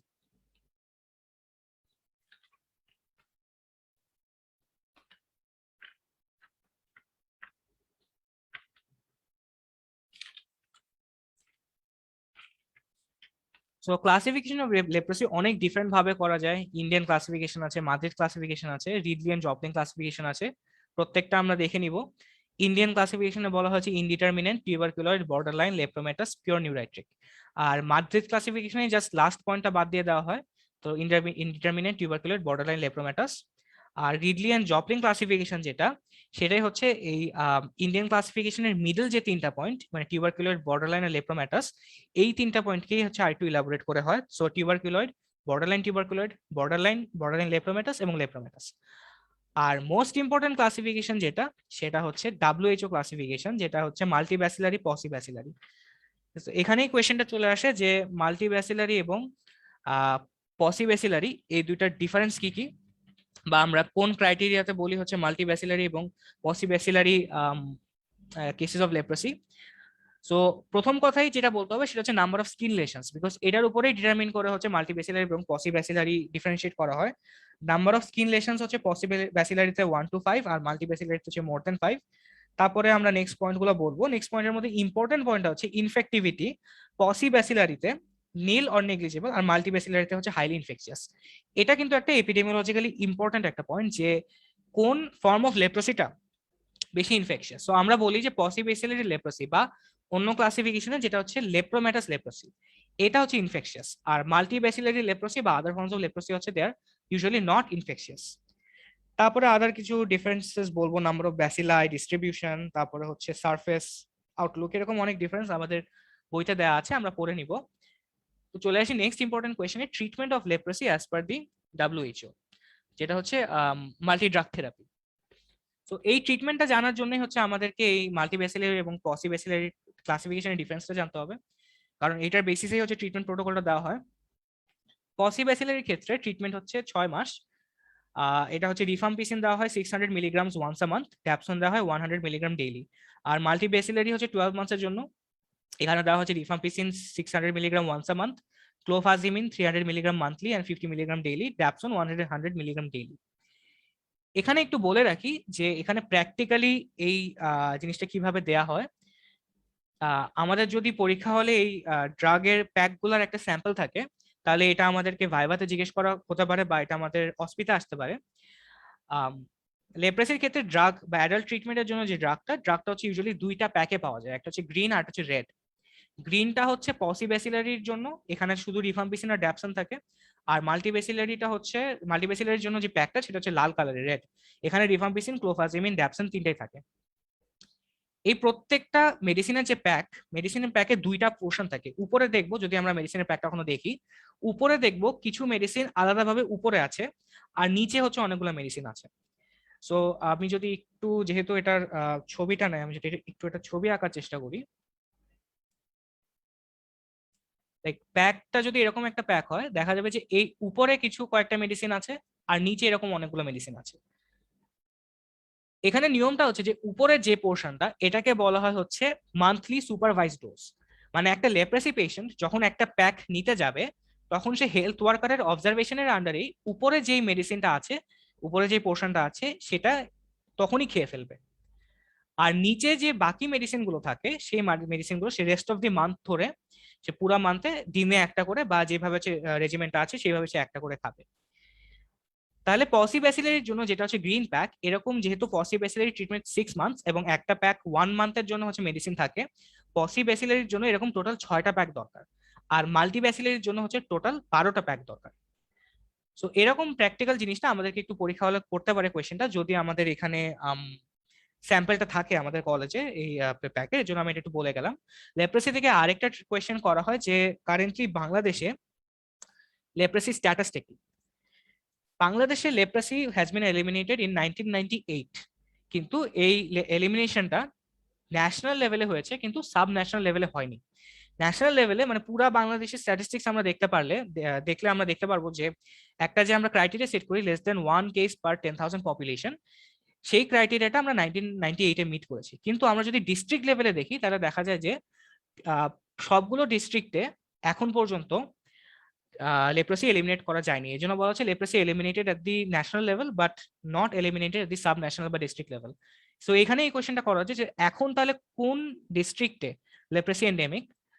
Last আমি যে ডেটাটা জানি সেই ডেটাটা হচ্ছে নীলফামারীতে এখন পর্যন্ত লেপ্রসি এন্ডেমিক। সেটা আমি যখন 2019-এ লেপ্রসি কন্ট্রোল ইনস্টিটিউটে গিয়েছিলাম, সেখান থেকে আমি ইনফরমেশনটা কালেক্ট করেছি। সেটার পরে জিনিসটা আপডেট হয়েছে নাকি আমি শিওর না, বাট আমি যেটা লাস্ট পড়েছিলাম যে নীলফামারী এটা হচ্ছে একমাত্র এখন ডিস্ট্রিক্ট লেফট ইন বাংলাদেশ যেখানে লেপ্রসি এন্ডেমিক। তাহলে এই গেল হচ্ছে লেপ্রসি থেকে যে এক্সট্রা কোয়েশ্চেন্স গুলো আমরা পড়ে থাকি, others epidemiological triad, prevention, control, clinical features, এগুলো তো আমরা পড়বই। এখন চলে যাবো আমরা নেক্সট টপিকে, যেটা হচ্ছে পোলিওমাইলাইটিস। পোলিওমাইলাইটিস এগেন আরেকটা ইম্পর্টেন্ট কোয়েশ্চেন। আরেকটা important topic for community medicine, যেটা হচ্ছে পাবলিক হেলথের সাথে খুব বেশি ইম্পর্টেন্ট। সো পোলিওমাইলাইটিস এর থেকে প্রিলিমিনারি আমরা তো একটা জিনিস জানি যে পোলিওমাইলাইটিস কারেন্টলি এখন ওয়ার্ল্ড ওয়াইড ইরাডিকেশন প্রোগ্রাম চলছে। বাংলাদেশ থেকে এটা অলরেডি, বাংলাদেশ বা পুরা সাউথ ইস্ট এশিয়া রিজন থেকে এটা অলরেডি ইরাডিকেট হয়ে গেছে।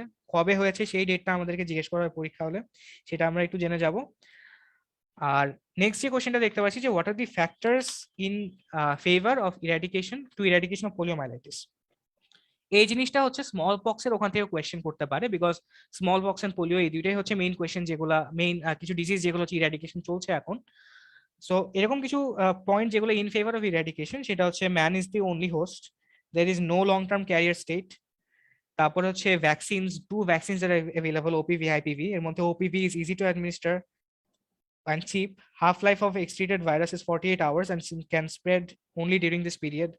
তারপরে live attenuated viruses in OPV multiply in the intestine and interrupt the transmission of the wild virus. OPV induces both humoral and intestinal immunity. আর এরকম আরো point আছে, এবং সবচেয়ে আরেকটা ইম্পর্টেন্ট পয়েন্ট হচ্ছে যে হ্যাভিং ইন্টারন্যাশনাল কোঅপারেশন। সো এগুলো হচ্ছে there are some factors that are in favor of eradication of poliomyelitis.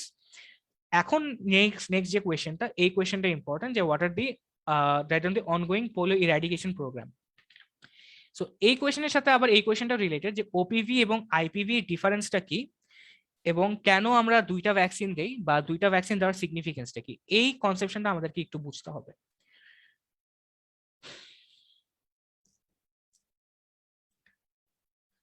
So আমরা জানি ওপিভি যে দুইটা ভ্যাকসিন আছে, পোলিও যে দুইটা ভ্যাকসিন আছে, ওপিভি এবং আইপিভি, এই দুইটার একটা ডিফারেন্স আমরা ইউজুয়ালি পড়ে থাকি। এই ডিফারেন্সটা আমাদের বইতে লেখা আছে, এই ডিফারেন্সটা আমরা পড়ে নিব। বাট এখানে যে আমাদেরকে যে জিনিসটা বুঝতে হবে যে কেন দুইটা ভ্যাকসিন এসছে, পোলিওর জন্য কেন দুইটা ভ্যাকসিন এসছে। সো একটা জিনিস আমাদেরকে জানতে হবে যে পোলিও ভাইরাসের যে একটা ইম্পর্টেন্ট অ্যাডভার্স ইভেন্ট বা একটা ইম্পর্টেন্ট সাইড এফেক্ট আমরা বলতে পারি, সেটা হচ্ছে ভ্যাকসিন অ্যাসোসিয়েটেড প্যারালাইটিক পোলিও। মানে পোলিও ওপিভির যে ডোজটা দেওয়া হয়, সেটা যেহেতু একটা লাইভ ভ্যাকসিন থাকে, এর মধ্যে লাইভ অর্গানিজম থাকে, এই অর্গানিজমটা হিউম্যান বডির মধ্যে মাল্টিপ্লাই করে মিউটেট করে সেটা এনভায়রনমেন্টে যখন যায়, তখন পরবর্তী আরেকটা হোস্টের মধ্যে সে পোলিও লাইক সিমটমস করতে পারে। মানে যেই ডিজিজটার এগেনস্টে এই ভ্যাকসিনটা দেওয়া হচ্ছে, সেই ডিজিজটা এটা কজ করতে পারে, সেটাকেই বলা হচ্ছে vaccine associated paralytic polio.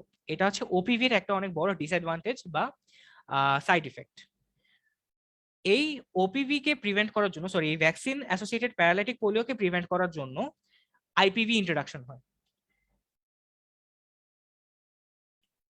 So IPv হচ্ছে আইপিভি বাংলাদেশে ইপিআই শিডিউলে সম্ভবত ইন্ট্রোডাকশন হয় 2015-এ। 2015-এ এটা ইন্ট্রোডাকশন হওয়ার রিজনটাই হচ্ছে যে ওপিভি যে এই ডিসঅ্যাডভান্টেজ বা ওপিভির যে side effect, vaccine associated paralytic polio, এইটাকে প্রিভেন্ট করার জন্য। এখন আলটিমেটলি এমটা হচ্ছে পুরাপুরি ওপিভিটাকে ফেজ আউট করে কমপ্লিটলি আইপিভির উপর ডিপেন্ডেন্ট থাকা। তাহলে এখানেই কোয়েশ্চেনটা চলে আসে, তাহলে এখন পর্যন্ত কেন ওপিভি ইউজ করা হচ্ছে? এটার জন্য আমাকে বুঝতে হবে যে পোলিও এখন পর্যন্ত ওয়ার্ল্ডের কোথায় কোথায় এন্ডেমিক আছে। সো বাংলাদেশে অলরেডি রিজনাল ইরাডিকেশন হয়ে গেছে, কবে হয়ে গেছে সেটা আমাদেরকে জানতে হবে। লেটেস্ট রিজন যেটা হচ্ছে ইরাডিকেশন হয়েছে, সেটা হচ্ছে আফ্রিকা। এটা গত বছরই হয়েছে, গত বছর অগস্টের দিকে। এটা নিউজটা আমরা সবাই দেখেছিলাম, ফেসবুকে এসেছিল, বিভিন্ন সোশ্যাল মিডিয়াতে এসেছিল। গত বছরে আফ্রিকা হয়েছে, কিন্তু একটা রিজিয়ন ওয়ার্ল্ডের এখন পর্যন্ত পোলিও ফ্রি হতে পারেনি, সেটা হচ্ছে ইস্টার্ন মেডিটেরিয়ানের কান্ট্রিগুলো হচ্ছে পাকিস্তান, আফগানিস্তান, এই কান্ট্রিগুলোতে এখন পর্যন্ত পোলিও হচ্ছে এন্ডেমিক। সো এখন পাকিস্তান থেকে যদি একজন পার্সন পোলিও ক্যারিয়ার বাংলাদেশে চলে আসে এবং বাংলাদেশে এসে সেই পোলিওটা স্প্রেড করে, বাংলাদেশে যদিও পোলিও ইরাডিকেটেড, সো একজন সিঙ্গেল পার্সনও যদি বাংলাদেশে এসে পোলিও স্প্রেড করে, সেটাকে আমরা একটা এপিডেমিক হিসেবে কাউন্ট করব।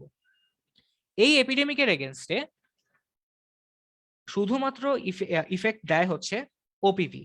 এপিডেমিকের এগেনস্টে আইপিভির কোনো ইফেক্ট নাই। এটাই হচ্ছে ডিফারেন্সের মধ্যে আমরা ইউজুয়ালি পড়ে থাকি।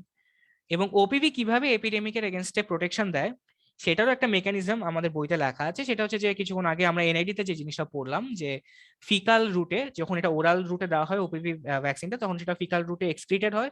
ফিকাল রুটে এক্সক্রিটেড হলে সেটা হচ্ছে এনভায়রনমেন্টের ওয়াইল্ড পোলিও ভাইরাসটাকে রিপ্লেস করে, এবং সেই ভ্যাকসিন ভাইরাসটা কন্টামিনেটেড ওয়াটার যদি কেউ খেয়ে থাকে বা কন্টামিনেটেড ফুডটা যদি কেউ খেয়ে থাকে, তখন তার মধ্যেও এই ওপিভির যে ভাইরাসটা সেটা একটা ইমিউনিটি গ্র্যান্ট করবে। তাহলে এটাই হচ্ছে মেইনলি দ্য রিজন যে এখন পর্যন্ত দুইটা ভ্যাকসিন ওপিভি আইপিভি আছে, বিকজ ওপিভি দিয়ে একটা ডেডলি সাইড ইফেক্ট হয়, ভ্যাকসিন অ্যাসোসিয়েটেড প্যারালাইটিক পোলিও হয়। এটার জন্য আমরা আমাদের এইম পুরো টার্গেটটা হচ্ছে ওপিভিটাকে ফেজ আউট করে শুধুমাত্র আইপিভি তে কন্টিনিউ করা। বাট এখন পর্যন্ত ওপিভি কন্টিনিউ করার রিজনটা হচ্ছে যেহেতু পুরা ওয়ার্ল্ড থেকে বা ডাব্লিউএইচও প্রত্যেকটা রিজন থেকে যেহেতু এখন পর্যন্ত পোলিও ইরাডিকেটেড হয়নি, এখন পর্যন্ত ইস্টার্ন মেডিটেরিয়ানিয়ান, পাকিস্তান, আফগানিস্তান এইসব রিজনে পোলিও এন্ডেমিক। সো এখান থেকে যদি কোনো ফরেনার, কোনো ট্রাভেলার বাংলাদেশে আসে, একটা কেসও যদি পোলিও পাওয়া যায়, সেটা একটা এপিডেমিক হিসেবে দেখা হবে। এবং এই এপিডেমিকের এগেনস্টে আইপিভি কোনো প্রোটেকশন দিবে না, প্রোটেকশন দিবে হচ্ছে ওপিভি। সো এই পুরা মেকানিজমের যে ডিটেলটা এটা আমাদের বইতে অনেক সুন্দর করে লেখা আছে। পোলিও এন্ড গেম স্ট্র্যাটেজি এটাকে বলা হয়। স্ট্র্যাটেজিটা কি কি এবং কোন কোন ইয়ারে হচ্ছে কোন কোন স্টেপ নেওয়া হয়েছে সেটা আমাদের বইতে লেখা আছে।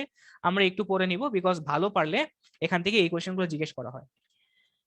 সো এটা বাদেও আদার্স আমরা পোলিওর ব্যাপারে যে জিনিসগুলো পড়বো সেটা হচ্ছে যে এটার এপিডেমিওলজিক্যাল ট্রায়াড, ক্লিনিক্যাল ফিচার্স, এগুলো আমরা অবশ্যই পড়বো। বাট আদার দেন দ্যাট মোটামুটি এই কনসেপশনটা আমাদেরকে ডেভেলপ করে ফেলতে হবে।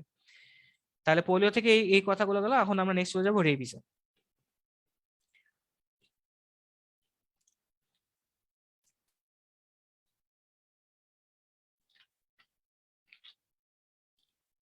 তাহলে রেবিস আরেকটা ডিজিজ যেটা হচ্ছে পাবলিক হেলথের জন্য ইম্পর্টেন্স। আমরা যারা ঢাকা ইউনিভার্সিটি বোর্ডের আন্ডারে পরীক্ষা দেই, আমাদের একটা ডে ভিজিট হতে পারে হচ্ছে ইনফেকশাস ডিজিজ হসপিটালে।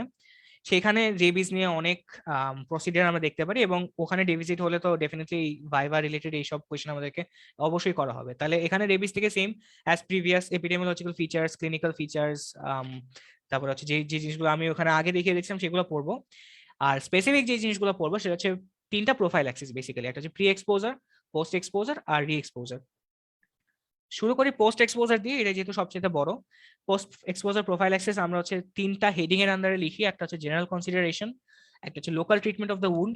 Local treatment of the wound very important. এখানে কি কি করা হয়? ক্লিনিং করা হয়, preferably under running water for 15 minutes with alkaline soap. এই কথাটাই হচ্ছে রেবিসের ট্রিটমেন্ট যেখানে দেওয়া হয় ইনফেকশাস ডিজিজ হসপিটালে। একটা বড় ব্যানার করে ওই জিনিসটা লেখা আছে, এটা আমাদেরকে ভাইভে জিজ্ঞেস করা হয়। তারপরে কেমিক্যাল ট্রিটমেন্ট দেওয়া যেতে পারে, অ্যান্টিবায়োটিক দেওয়া যেতে পারে, সুচারিং ইউজুয়ালি প্রিভেন্ট করা হয় রেবিসের জন্য। আর মোস্ট ইম্পর্টেন্ট পয়েন্ট হচ্ছে ইমিউনাইজেশন। ইমিউনাইজেশনের জন্য আমরা ইউজুয়ালি তিনটা ক্যাটাগরিতে ভাগ করে থাকি। এই তিনটা ক্যাটাগরি আমাদের একদম মুখস্থ থাকতে হবে, পরীক্ষা হলে জিজ্ঞেস করবেই আমাদেরকে। ক্যাটাগরি 1টা হচ্ছে touching or feeding the animals, leaks on intact skin. Touching 2, category 2 হচ্ছে নিবলিং or of uncovered skin, minor scratches, abrasions without bleeding. Category 3 হচ্ছে single or multiple transdermal bites or scratches, licks on broken skin, contamination of mucous membrane with saliva from licks and contact with the bats. এই category তিনটাতে তিনটা different type of treatment আছে। Category 1 হচ্ছে none, category 2 হচ্ছে immediate vaccination and local treatment of the wound, আর category 3 হচ্ছে immediate vaccination and local treatment of the wound and administration of the rabies immunoglobulin. তাহলে একটা হচ্ছে ভ্যাকসিনেশন, একটা হচ্ছে ইমিউনোগ্লোবুলিন। দুইটা কোথায় কোনটা দেওয়া হয়, কিভাবে দেওয়া হয়? ইমিউনোগ্লোবুলিন যেটা, সেটা দেওয়া হয় হচ্ছে উন্ডের চারপাশে, এবং এটার ডোজটা হচ্ছে 40 international units per KG up to 300 international units. দেওয়া হয়েছে ইন্ট্রামাসকুলার রুটে। এই জিনিসটা আমাদের বইতে লেখা নেই, এটা একটা বাংলাদেশ স্পেসিফিক একটা প্রোটোকল, যে 40 international units per kilogram up to 3000 international units intermuscular দেওয়া হয়, লোকেশন হচ্ছে side of the around the wound. আর ভ্যাকসিন যেটা, ভ্যাকসিনের বইতে অনেক রেজিমেন্ট বলা আছে, এসএন রেজিমেন্ট, জারেব রেজিমেন্ট এবং ইন্টারডার্মাল রেজিমেন্ট। এর মধ্যে জারেব রেজিমেন্টটা বাংলাদেশে ফলো করা হয় বা হতো যখন আমি লাস্ট ইনফেকশাস ডিজিজ হসপিটালে গিয়েছিলাম তখন এটা দেখেছিলাম। সো এই রেজিমেন্ট গুলার আমরা কবে কবে দেওয়া হয়, কোন সাইটে দেওয়া হয় এবং কয়টা ডোজ দেওয়া হয় পড়ে নিব, বইতে লেখা আছে।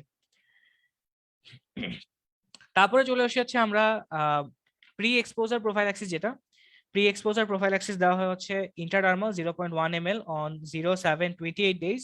বইতে হয়তোবা অন্য একটা রেজিমেন্ট দেওয়া থাকতে পারে, কিন্তু বাংলাদেশে এটাই ফলো করা হয় আমার জানা মতে। আর প্রি এক্সপোজার প্রোফাইল্যাক্সিসটা হচ্ছে কাদেরকে দেওয়া হয়? এখানে হচ্ছে কিছু হাই রিস্ক অকুপেশনের কথা বলা আছে, যেমন ল্যাবরেটরি ওয়ার্কার্স, তারপরে অ্যানিমাল হ্যান্ডলার্স, ভেটেরিনারিয়ান্স এগুলো, এবং travellers with extensive outdoor exposure. এগুলো হচ্ছে প্রি এক্সপোজার প্রোফাইল্যাক্সিসের কিছু টার্গেট পপুলেশন। আর আরেকটা হচ্ছে রি এক্সপোজার।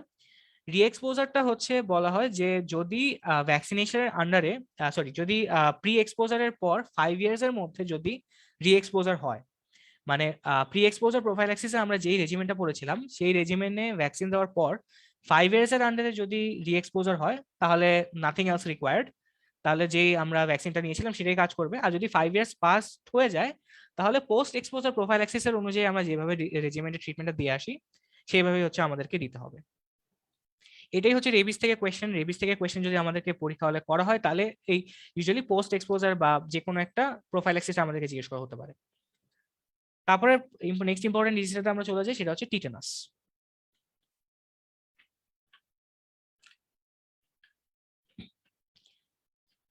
তাহলে এগেন টিটেনাস থেকে এপিডেমিওলজিক্যাল ফিচার্স, ক্লিনিক্যাল ফিচার্স এর মধ্যে ডিফারেন্ট টাইপস বলা আছে, traumatic, corporal, otogenic, idiopathic, tetanus neonatorum, এগুলো আমরা পড়ে নিব।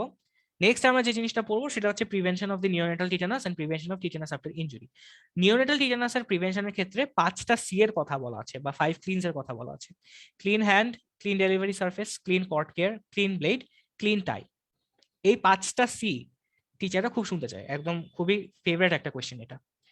আর আরেকটা হচ্ছে outline the prevention of tetanus after injury. এটা মোটামুটি রিটেনে আসার মতো একটা কোয়েশ্চেন। এটা আমাদের বইতে একটা পুরো একটা ফ্লো চার্ট আকারে দেওয়া আছে যে wounds less than 6 hours old হলে কি হবে আর আদার উন্স হলে কি হবে, পরে 5টা ক্যাটাগরিতে এবিসিডি ক্যাটাগরিতে জিনিসটা ভাগ করে ট্রিটমেন্ট দেওয়া আছে। আরেকটা কোয়েশ্চেন যেটা ট্রিটমেন্টের টিটেনাসের যে রেজিমেন ফর প্রেগনেন্ট মাদার্স এর ক্ষেত্রে কোন ইয়েটা ফলো করা হয়, কোন প্রোটোকলটা ফলো করা হয়, সেটা আমরা এমসিএইচ এ অলরেডি পড়ে এসেছি। সেখানে সম্ভবত 16 to 20 উইকস একটা ছিল এবং 24 to 28 উইকস বা এরকম কিছু একটা ছিল, সেটা আমরা অলরেডি এমসিএইচ এ দেখে এসেছি একবার। এটা এখানেও জিজ্ঞেস করা হতে পারে, সেটা আমরা একবার দেখে নিব এখান থেকে। টিটেনাস থেকে একটা এক্সট্রা কোয়েশ্চেনই। তারপরে হচ্ছে চলে আসি এসটিডি এইডস। তাহলে STD AIDS, acute respiratory infection আর ডায়রিয়াল ডিজিজ, এই তিনটা হচ্ছে এমন কিছু ডিজিজের ক্যাটাগরি যেখানে হচ্ছে আমাদেরকে এটার classification according to disease causing agent, এভাবে আমাদেরকে কিছু ক্লাসিফিকেশন পড়তে হয়। এই classification for the time being আমাদের একটু ডিফিকাল্ট লাগতে পারে, বিকজ যেহেতু মাইক্রোবায়োলজিতে এই এজেন্টগুলো আমরা পড়ে আসিনি, Neisseria গনোরি, chlamydia, Treponema pallidum, Haemophilus ডুক্রেই, বা তাও যেহেতু এটা রিটেনে আসে বা ভাই ধরা হয় আমাদেরকে এই জিনিসটা পড়ে ফেলতে হবে। সাথে আমাদেরকে কোনটা স্পেসিফিকলি কোন ডিজিজ করে, গনোরিয়া কে করে, সিফিলিস কে করে, ক্ল্যামিডিয়া কে করে, সেটাও আমাদেরকে জানতে হবে। নেক্সট কোয়েশ্চেনটা হচ্ছে mention the social and behavioural factors responsible for the spread of STD. So আগে যেটা বলে আসছিলাম যে এনভায়রনমেন্টাল ফ্যাক্টরস এর ক্ষেত্রে সোশ্যাল ফ্যাক্টরস কিছু ডিজিজের জন্য খুব বেশি ইম্পর্টেন্ট। সো এই জিনিসটা আমাদের বইতে অনেকগুলো পয়েন্টের আন্ডারে লেখা আছে, আমি পয়েন্টগুলো বলে যাই। একটা হচ্ছে prostitution, broken homes, sexual disharmony, easy money, emotional immaturity, urbanisation, social disruption, international travel, changing behavioural patterns, social stigma, alcoholism, এরকম মোটামুটি অনেকগুলো পয়েন্ট পড়া আছে, বলা আছে। আমরা পয়েন্টগুলো পড়ে নিব একবার এবং ভিতরে একটু একটা ইলাবোরেশন দেখে নিব। তারপর হচ্ছে এইডস এর মধ্যে চলে যায়, মানে এইডস হচ্ছে একটা টাইপ অফ এসটিডি। এইডস এর ক্ষেত্রেও সেম, আগে যেরকম আমরা epidemiological features, clinical features, prevention and control পড়ে থাকি, সেইভাবে আমরা পড়বো এই জিনিসটা। এইডস এর ট্রিটমেন্টের ক্ষেত্রে আমাদেরকে মাঝে মধ্যে অ্যান্টি রেট্রোভাইরাল থেরাপির কিছু এজেন্টের নাম জিজ্ঞেস করা হয়। কয়েকটা নাম আমরা দেখে নিব, আমাদের বইতে একদম লিস্ট দেওয়া আছে কয়েকটা মেডিসিনের নাম। সো সেটা আমরা দেখে নিব। আর এইডস যেহেতু একটা পাবলিক হেলথ ইম্পর্টেন্ট ডিজিজ, এখানে এটার ক্লিনিক্যাল ম্যানিফেস্টেশন রিলেটেড অনেক ইনডেপথ কোয়েশ্চেন করতে পারে আমাদেরকে। এটার ক্লিনিক্যাল সাইন্স সিমটমসের মধ্যে আমরা 4টা ফেজ দেখি এবং এটা ডায়াগনোসিসের মধ্যে হচ্ছে আমরা কিছু মেজর ক্রাইটেরিয়া, মাইনর ক্রাইটেরিয়া দেখি, সেই কোয়েশ্চেনগুলো আমাদেরকে করতে পারে। আরেকটা এখানে কোয়েশ্চেন, ফেভারিট কোয়েশ্চেন হচ্ছে এইডস এ হয় এরকম কিছু অপরচুনিস্টিক ডিজিজের নাম বলো। সো একটা তো আমরা খুবই ইম্পর্টেন্ট কিছুক্ষণ আগে পড়ে আসলাম, টিউবারকিলোসিস। আর বাকি এরকম অনেকগুলো অপরচুনিটি ইনফেকশনের নাম আমাদের বইতে লেখা আছে, এগুলো আমাদেরকে পরীক্ষায় জিজ্ঞেস করা হয়। বাট নেক্সট গ্রস কোয়েশ্চেন যেটা ইম্পর্টেন্ট সেটা হচ্ছে how the spread of AIDS can be prevented. So AIDS এর প্রিভেনশন এন্ড কন্ট্রোল আমরা, যেটা যেহেতু একটু বেশি ইম্পর্টেন্ট আমাদের জন্য, এটা আমরা বাকি ডিসিজ গুলোর মতো একটা কমন ফরম্যাটে না ফেলে আমরা এটা স্পেসিফিক এইডস এর জন্য যে পয়েন্টগুলো বলা আছে সেই পয়েন্টগুলো আমরা বলার চেষ্টা করব। তাহলে প্রিভেনশনের মধ্যে পয়েন্টগুলো হচ্ছে নাম্বার 1 হচ্ছে প্রিভেনশন, নাম্বার 2 হচ্ছে অ্যান্টিরেট্রোভাইরাল ট্রিটমেন্ট, নাম্বার 3 হচ্ছে স্পেসিফিক প্রোফাইল্যাক্সিস, আর নাম্বার 4 হচ্ছে হেলথ কেয়ার। এরকম 4টা হেডিং এর আন্ডারে আমাদের বইতে পয়েন্টগুলো বলা আছে এবং পয়েন্টের আন্ডারে কিছু সাব পয়েন্ট আছে, সেগুলো আমরা একটু ইলাবোরেশন দেখে নিব। তাহলে এই গেল হচ্ছে এসটিডি এইডস এর থেকে যে কোয়েশ্চেনগুলো ইউজুয়ালি করা হয়। এখন চলে আসছে এআরআই। তাহলে এআরআই এর দুইটা ক্লাসিফিকেশন আমাদেরকে পড়তে হবে। একটা ক্লাসিফিকেশন হচ্ছে অ্যাকর্ডিং টু এজেন্টস এর মধ্যে আমরা অন্যান্য জায়গায় যে রেসপিরেটরি ভাইরাসগুলোর নাম বলবো বা রেসপিরেটরি যে এজেন্টগুলোর নাম পড়বো সেগুলো এখানে চলে আসবে। আর আরেকটা ইম্পর্টেন্ট কোয়েশ্চেন যেটা যেটা রিটেনেও আসে কমিউনিটি মেডিসিনে, এবং কমিউনিটি মেডিসিনের পাশাপাশি এটা হচ্ছে আমাদেরকে পিডিয়াট্রিক্সে অনেক ভালো মতো পড়তে হয় আইএমসিআই তে, সেটা হচ্ছে ARI case classification and management. So এইভাবে হচ্ছে আমাদের বইতে দুইটা ভাবে এই জিনিসটাকে ক্লাসিফাই করা আছে, একটা হচ্ছে 0 to 2 months, একটা হচ্ছে 2 months to 5 years। এখানে কোথায় আমরা ভেরি সিভিয়ার ডিজিজ বলবো, সিভিয়ার ইলনেস বলবো, no pneumonia, cough or cold বলবো, এইভাবে হচ্ছে কিছু ক্রাইটেরিয়া দেওয়া আছে এবং প্রত্যেকটা ক্রাইটেরিয়া কিছু ডিটেলস দেওয়া আছে। এই জিনিসটা আমাদের জন্য খুবই ইম্পর্টেন্ট, বিকজ পরবর্তীতে যে আমরা পিডিয়াট্রিক্সে এটা খুবই ডিটেলস আমাদের অবশ্যই লাগবে। আমাদের এটার আইএমসিআই তে এটার অসপিতে আমাদেরকে এগুলোর কেস সিনারিও সলভ করতে হয়, এবং ওই রকমই কোয়েশ্চেন আমাদের কমিউনিটি মেডিসিনে দিয়ে দিতে পারে। এটার প্রবলেম বেসড অ্যানালিটিক্যাল কোয়েশ্চেন দিয়ে দিতে পারে, যেখানে হচ্ছে ওই সাইনগুলো দেখে আমাদেরকে এটা কোন ক্লাসিফিকেশনে পড়ছে সেই ক্লাসিফিকেশনটা আমাদেরকে আইডেন্টিফাই করতে হতে পারে, এবং সেটার অ্যাপ্রোপ্রিয়েট ম্যানেজমেন্টে কি সেটা আমাদেরকে বলতে হতে পারে। সো এটা আমরা এখান থেকে দেখে নিব, এআরআই থেকে আমরা এই জিনিসটাই পড়ে নিব। এখন চলে আসি নেক্সট কোয়েশ্চেনটাতে, নেক্সট টপিকটাতে, যেটা হচ্ছে ইয়েলো ফিভার। তাহলে ইয়েলো ফিভার থেকেও সেম, এখানে হচ্ছে ওই যে epidemiological characteristics, clinical features. Epidemiological ক্যারেক্টারিস্টিকের মধ্যে এখানে অবশ্যই যেটা বলতে হবে যে মোড অফ ইনফেকশন যেটা কোন ভেক্টর দিয়ে হচ্ছে, সেই ভেক্টরের কিছু মরফোলজিক্যাল ক্রাইটেরিয়া। আরেকটা ইম্পর্টেন্ট কথা বলে যে যেখানে আমরা ভেক্টর বর্ন দেখবো, ভেক্টর বর্ন কোনো ডিজিজ দেখবো, সেখানে ইউজুয়ালি যে কথাটা বলতে হয় সেটা হচ্ছে transmitted by bite of infected female something, মানে আইদার মসকিউটো বা যাই হোক। সো ইনফেক্টেড ফিমেল এই কথাটা না শোনা পর্যন্ত অনেক এক্সটার্নালরা এখানে খুশি হন না, বিকজ আমরা এটা যখন ইয়াগুলো পড়েছিলাম, আর্থ্রোপড গুলো পড়েছিলাম, তখন দেখেছিলাম যে মেল আর্থ্রোপড গুলো ইউজুয়ালি বাইট করে না, ফিমেল গুলাই হচ্ছে ইউজুয়ালি বাইট করে, এবং ফিমেল যদি ইনফেক্টেড হয় অনলি দেন ডিজিজটা সে হচ্ছে স্প্রেড করতে পারবে। এখানে আরেকটা কথা চলে আসে, extrinsic incubation period, intrinsic incubation period. সেটা হচ্ছে আমাদেরকে প্রত্যেকটা ডিজিজের জন্য একটু খেয়াল রাখতে হবে, মানে একটু রেঞ্জটা খেয়াল রাখতে হবে যে এক্সট্রিনসিক ইনকিউবেশন পিরিয়ডটা কতক্ষণ এবং ইন্ট্রিনসিক ইনকিউবেশন পিরিয়ডটা কতক্ষণ, বিকজ এটা রিলেটেড মাঝে মধ্যে একটা প্রবলেম বেস কোয়েশ্চেন আমাদের দিয়ে দিতে পারে যে একটা পার্সনকে, একটা ইনফেক্টেড পার্সনকে একটা মসকিটো বাইট করলো, তার এতদিন পর সে হচ্ছে একটা ডিফারেন্ট পার্সনকে বাইট করলো, তো তখন কি সেই সেকেন্ড পার্সনের ডিজিজ হবে নাকি না। সো এই ক্ষেত্রে আমাদেরকে যেটা খেয়াল রাখতে হবে যে এক্সট্রিনসিক ইনকিউবেশন পিরিয়ডটা যদি সেই টাইমটা পাস না করে থাকে তাহলে ডিজিজটা হবে না। কামিং ব্যাক টু ইয়েলো ফিভারের ক্ষেত্রে আমাদেরকে যে জিনিসটা জানতেই হয় সেটা হচ্ছে international measures to prevent yellow fever. তাহলে ইন্টারন্যাশনাল মেজার্স এর জন্য আমাদেরকে যে জিনিসটা পড়তে হবে সেটা হচ্ছে international certificate of vaccination. International measures এর মধ্যে প্রথমে আগে বলে দিই যে ভ্যাকসিনটা রিলেটেড মাঝে মধ্যে আমাদেরকে কোশ্চেন জিজ্ঞেস করা হয়। কিছুক্ষণ আগে এই জিনিসটা বলেছিলাম, যেখানে নন ইপিআই ভ্যাকসিন আমরা পাবো সেটার ইন ডিটেলটা আমরা একটু পড়ে নিব। ইয়েলো ফিভারের ভ্যাকসিন হচ্ছে 17D ভ্যাকসিন, এই নামটা জিজ্ঞেস করা হয়, এবং 17D কি টাইপের ভ্যাকসিন, এটা কোন রুটে দেওয়া হয়, এটা ইমিউনিটি কতদিন থাকে, এটা একটু জিজ্ঞেস করা হতে পারে। আর ইন্টারন্যাশনাল মেজার্স বলতে আমাদেরকে একটা কথা বলতে হবে, একটা কথা বুঝতে হবে যে ইয়েলো ফিভার এন্ডেমিক এরিয়া কোনগুলোকে বলে and yellow fever receptive area কোনগুলোকে বলে। সো রিসেপটিভ এরিয়ার একটা ডেফিনিশন আছে, ডেফিনিশনটা হচ্ছে an area in which yellow fever does not exist but where the conditions would permit its development if introduced। Yellow fever থেকে এই কোয়েশ্চেনটা বাংলাদেশের পার্সপেক্টিভে জিজ্ঞেস করা হয় যে বাংলাদেশে ইয়েলো ফিভার কেন নেই, মানে কেন আমরা বলি যে বাংলাদেশে ইয়েলো ফিভার এন্ডেমিক না। আনসারটা হচ্ছে যে ইয়েলো ফিভারের এজেন্ট বাংলাদেশে নেই, কিন্তু ইয়েলো ফিভারের ভেক্টরটা বাংলাদেশে আছে। সো বাংলাদেশে যদি এটার এজেন্ট কোনোভাবে আসতে পারে, তখন বাংলাদেশে যদি একটা single case of yellow fever দেখা যায়, সেটাকেই আমরা এপিডেমিক বলবো। দ্যাট মিনস বাংলাদেশ হচ্ছে একটা ইয়েলো ফিভার রিসেপটিভ এরিয়া, যে area in which yellow fever does not exist but the conditions would permit its development if introduced. তাহলে এখন ইন্টারন্যাশনাল মেজার্স গুলো কি? ইন্টারন্যাশনাল মেজার্স গুলো হচ্ছে ট্রাভেলার্সদের জন্য কিছু মেজার আছে আর মসকিটোদের জন্য কিছু মেজার আছে।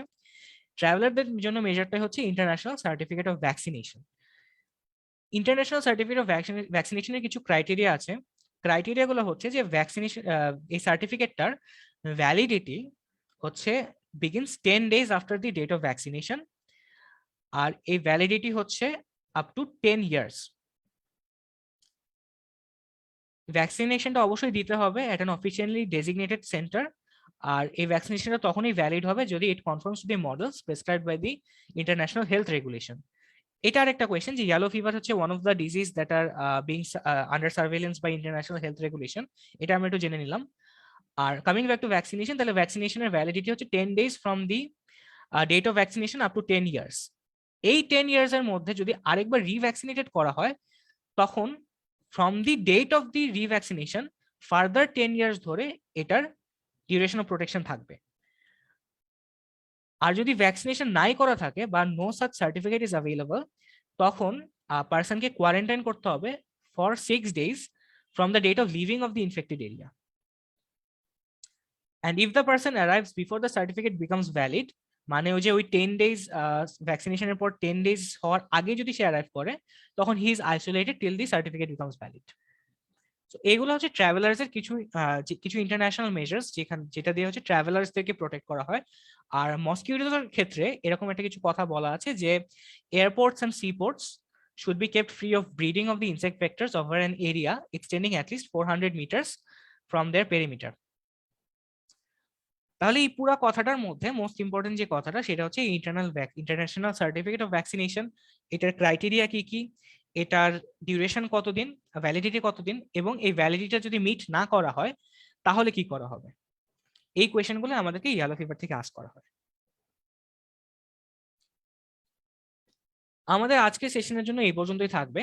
আমরা সোফার কমিউনিকেবল ডিজিজের একটা অনেক বড় অংশ শেষ করে ফেললাম। আমরা এখান থেকে মোটামুটি এই কয়েকটা ডিজিজ থেকে যে কোয়েশ্চেনগুলো আসে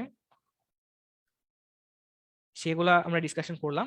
আমরা নেক্সট ক্লাসে চেষ্টা করব এই বাকি ডিজিজগুলো কভার আপ করে ফেলতে, এবং তার সাথে যেই ডিজিজগুলো থেকে মোটামুটি একটা ফরম্যাটের আন্ডারে এনে এখান থেকে পড়ে ফেলা যায়, এখান থেকে এক্সট্রা কিছু পড়া লাগে না, সেখান থেকেও কি কি কোয়েশ্চেন আমাদেরকে ভাইভাতে করা হয় বা রিটেনে আসে, এবং সেই কোয়েশ্চেনগুলো কিভাবে আনসার করলে আমরা ভালো মার্কস পাবো সেটাও আমরা দেখার চেষ্টা করব। আজকের সেশনটা এই পর্যন্তই থাকবে, আবার সবার সাথে দেখা হবে সামনের সেশনে।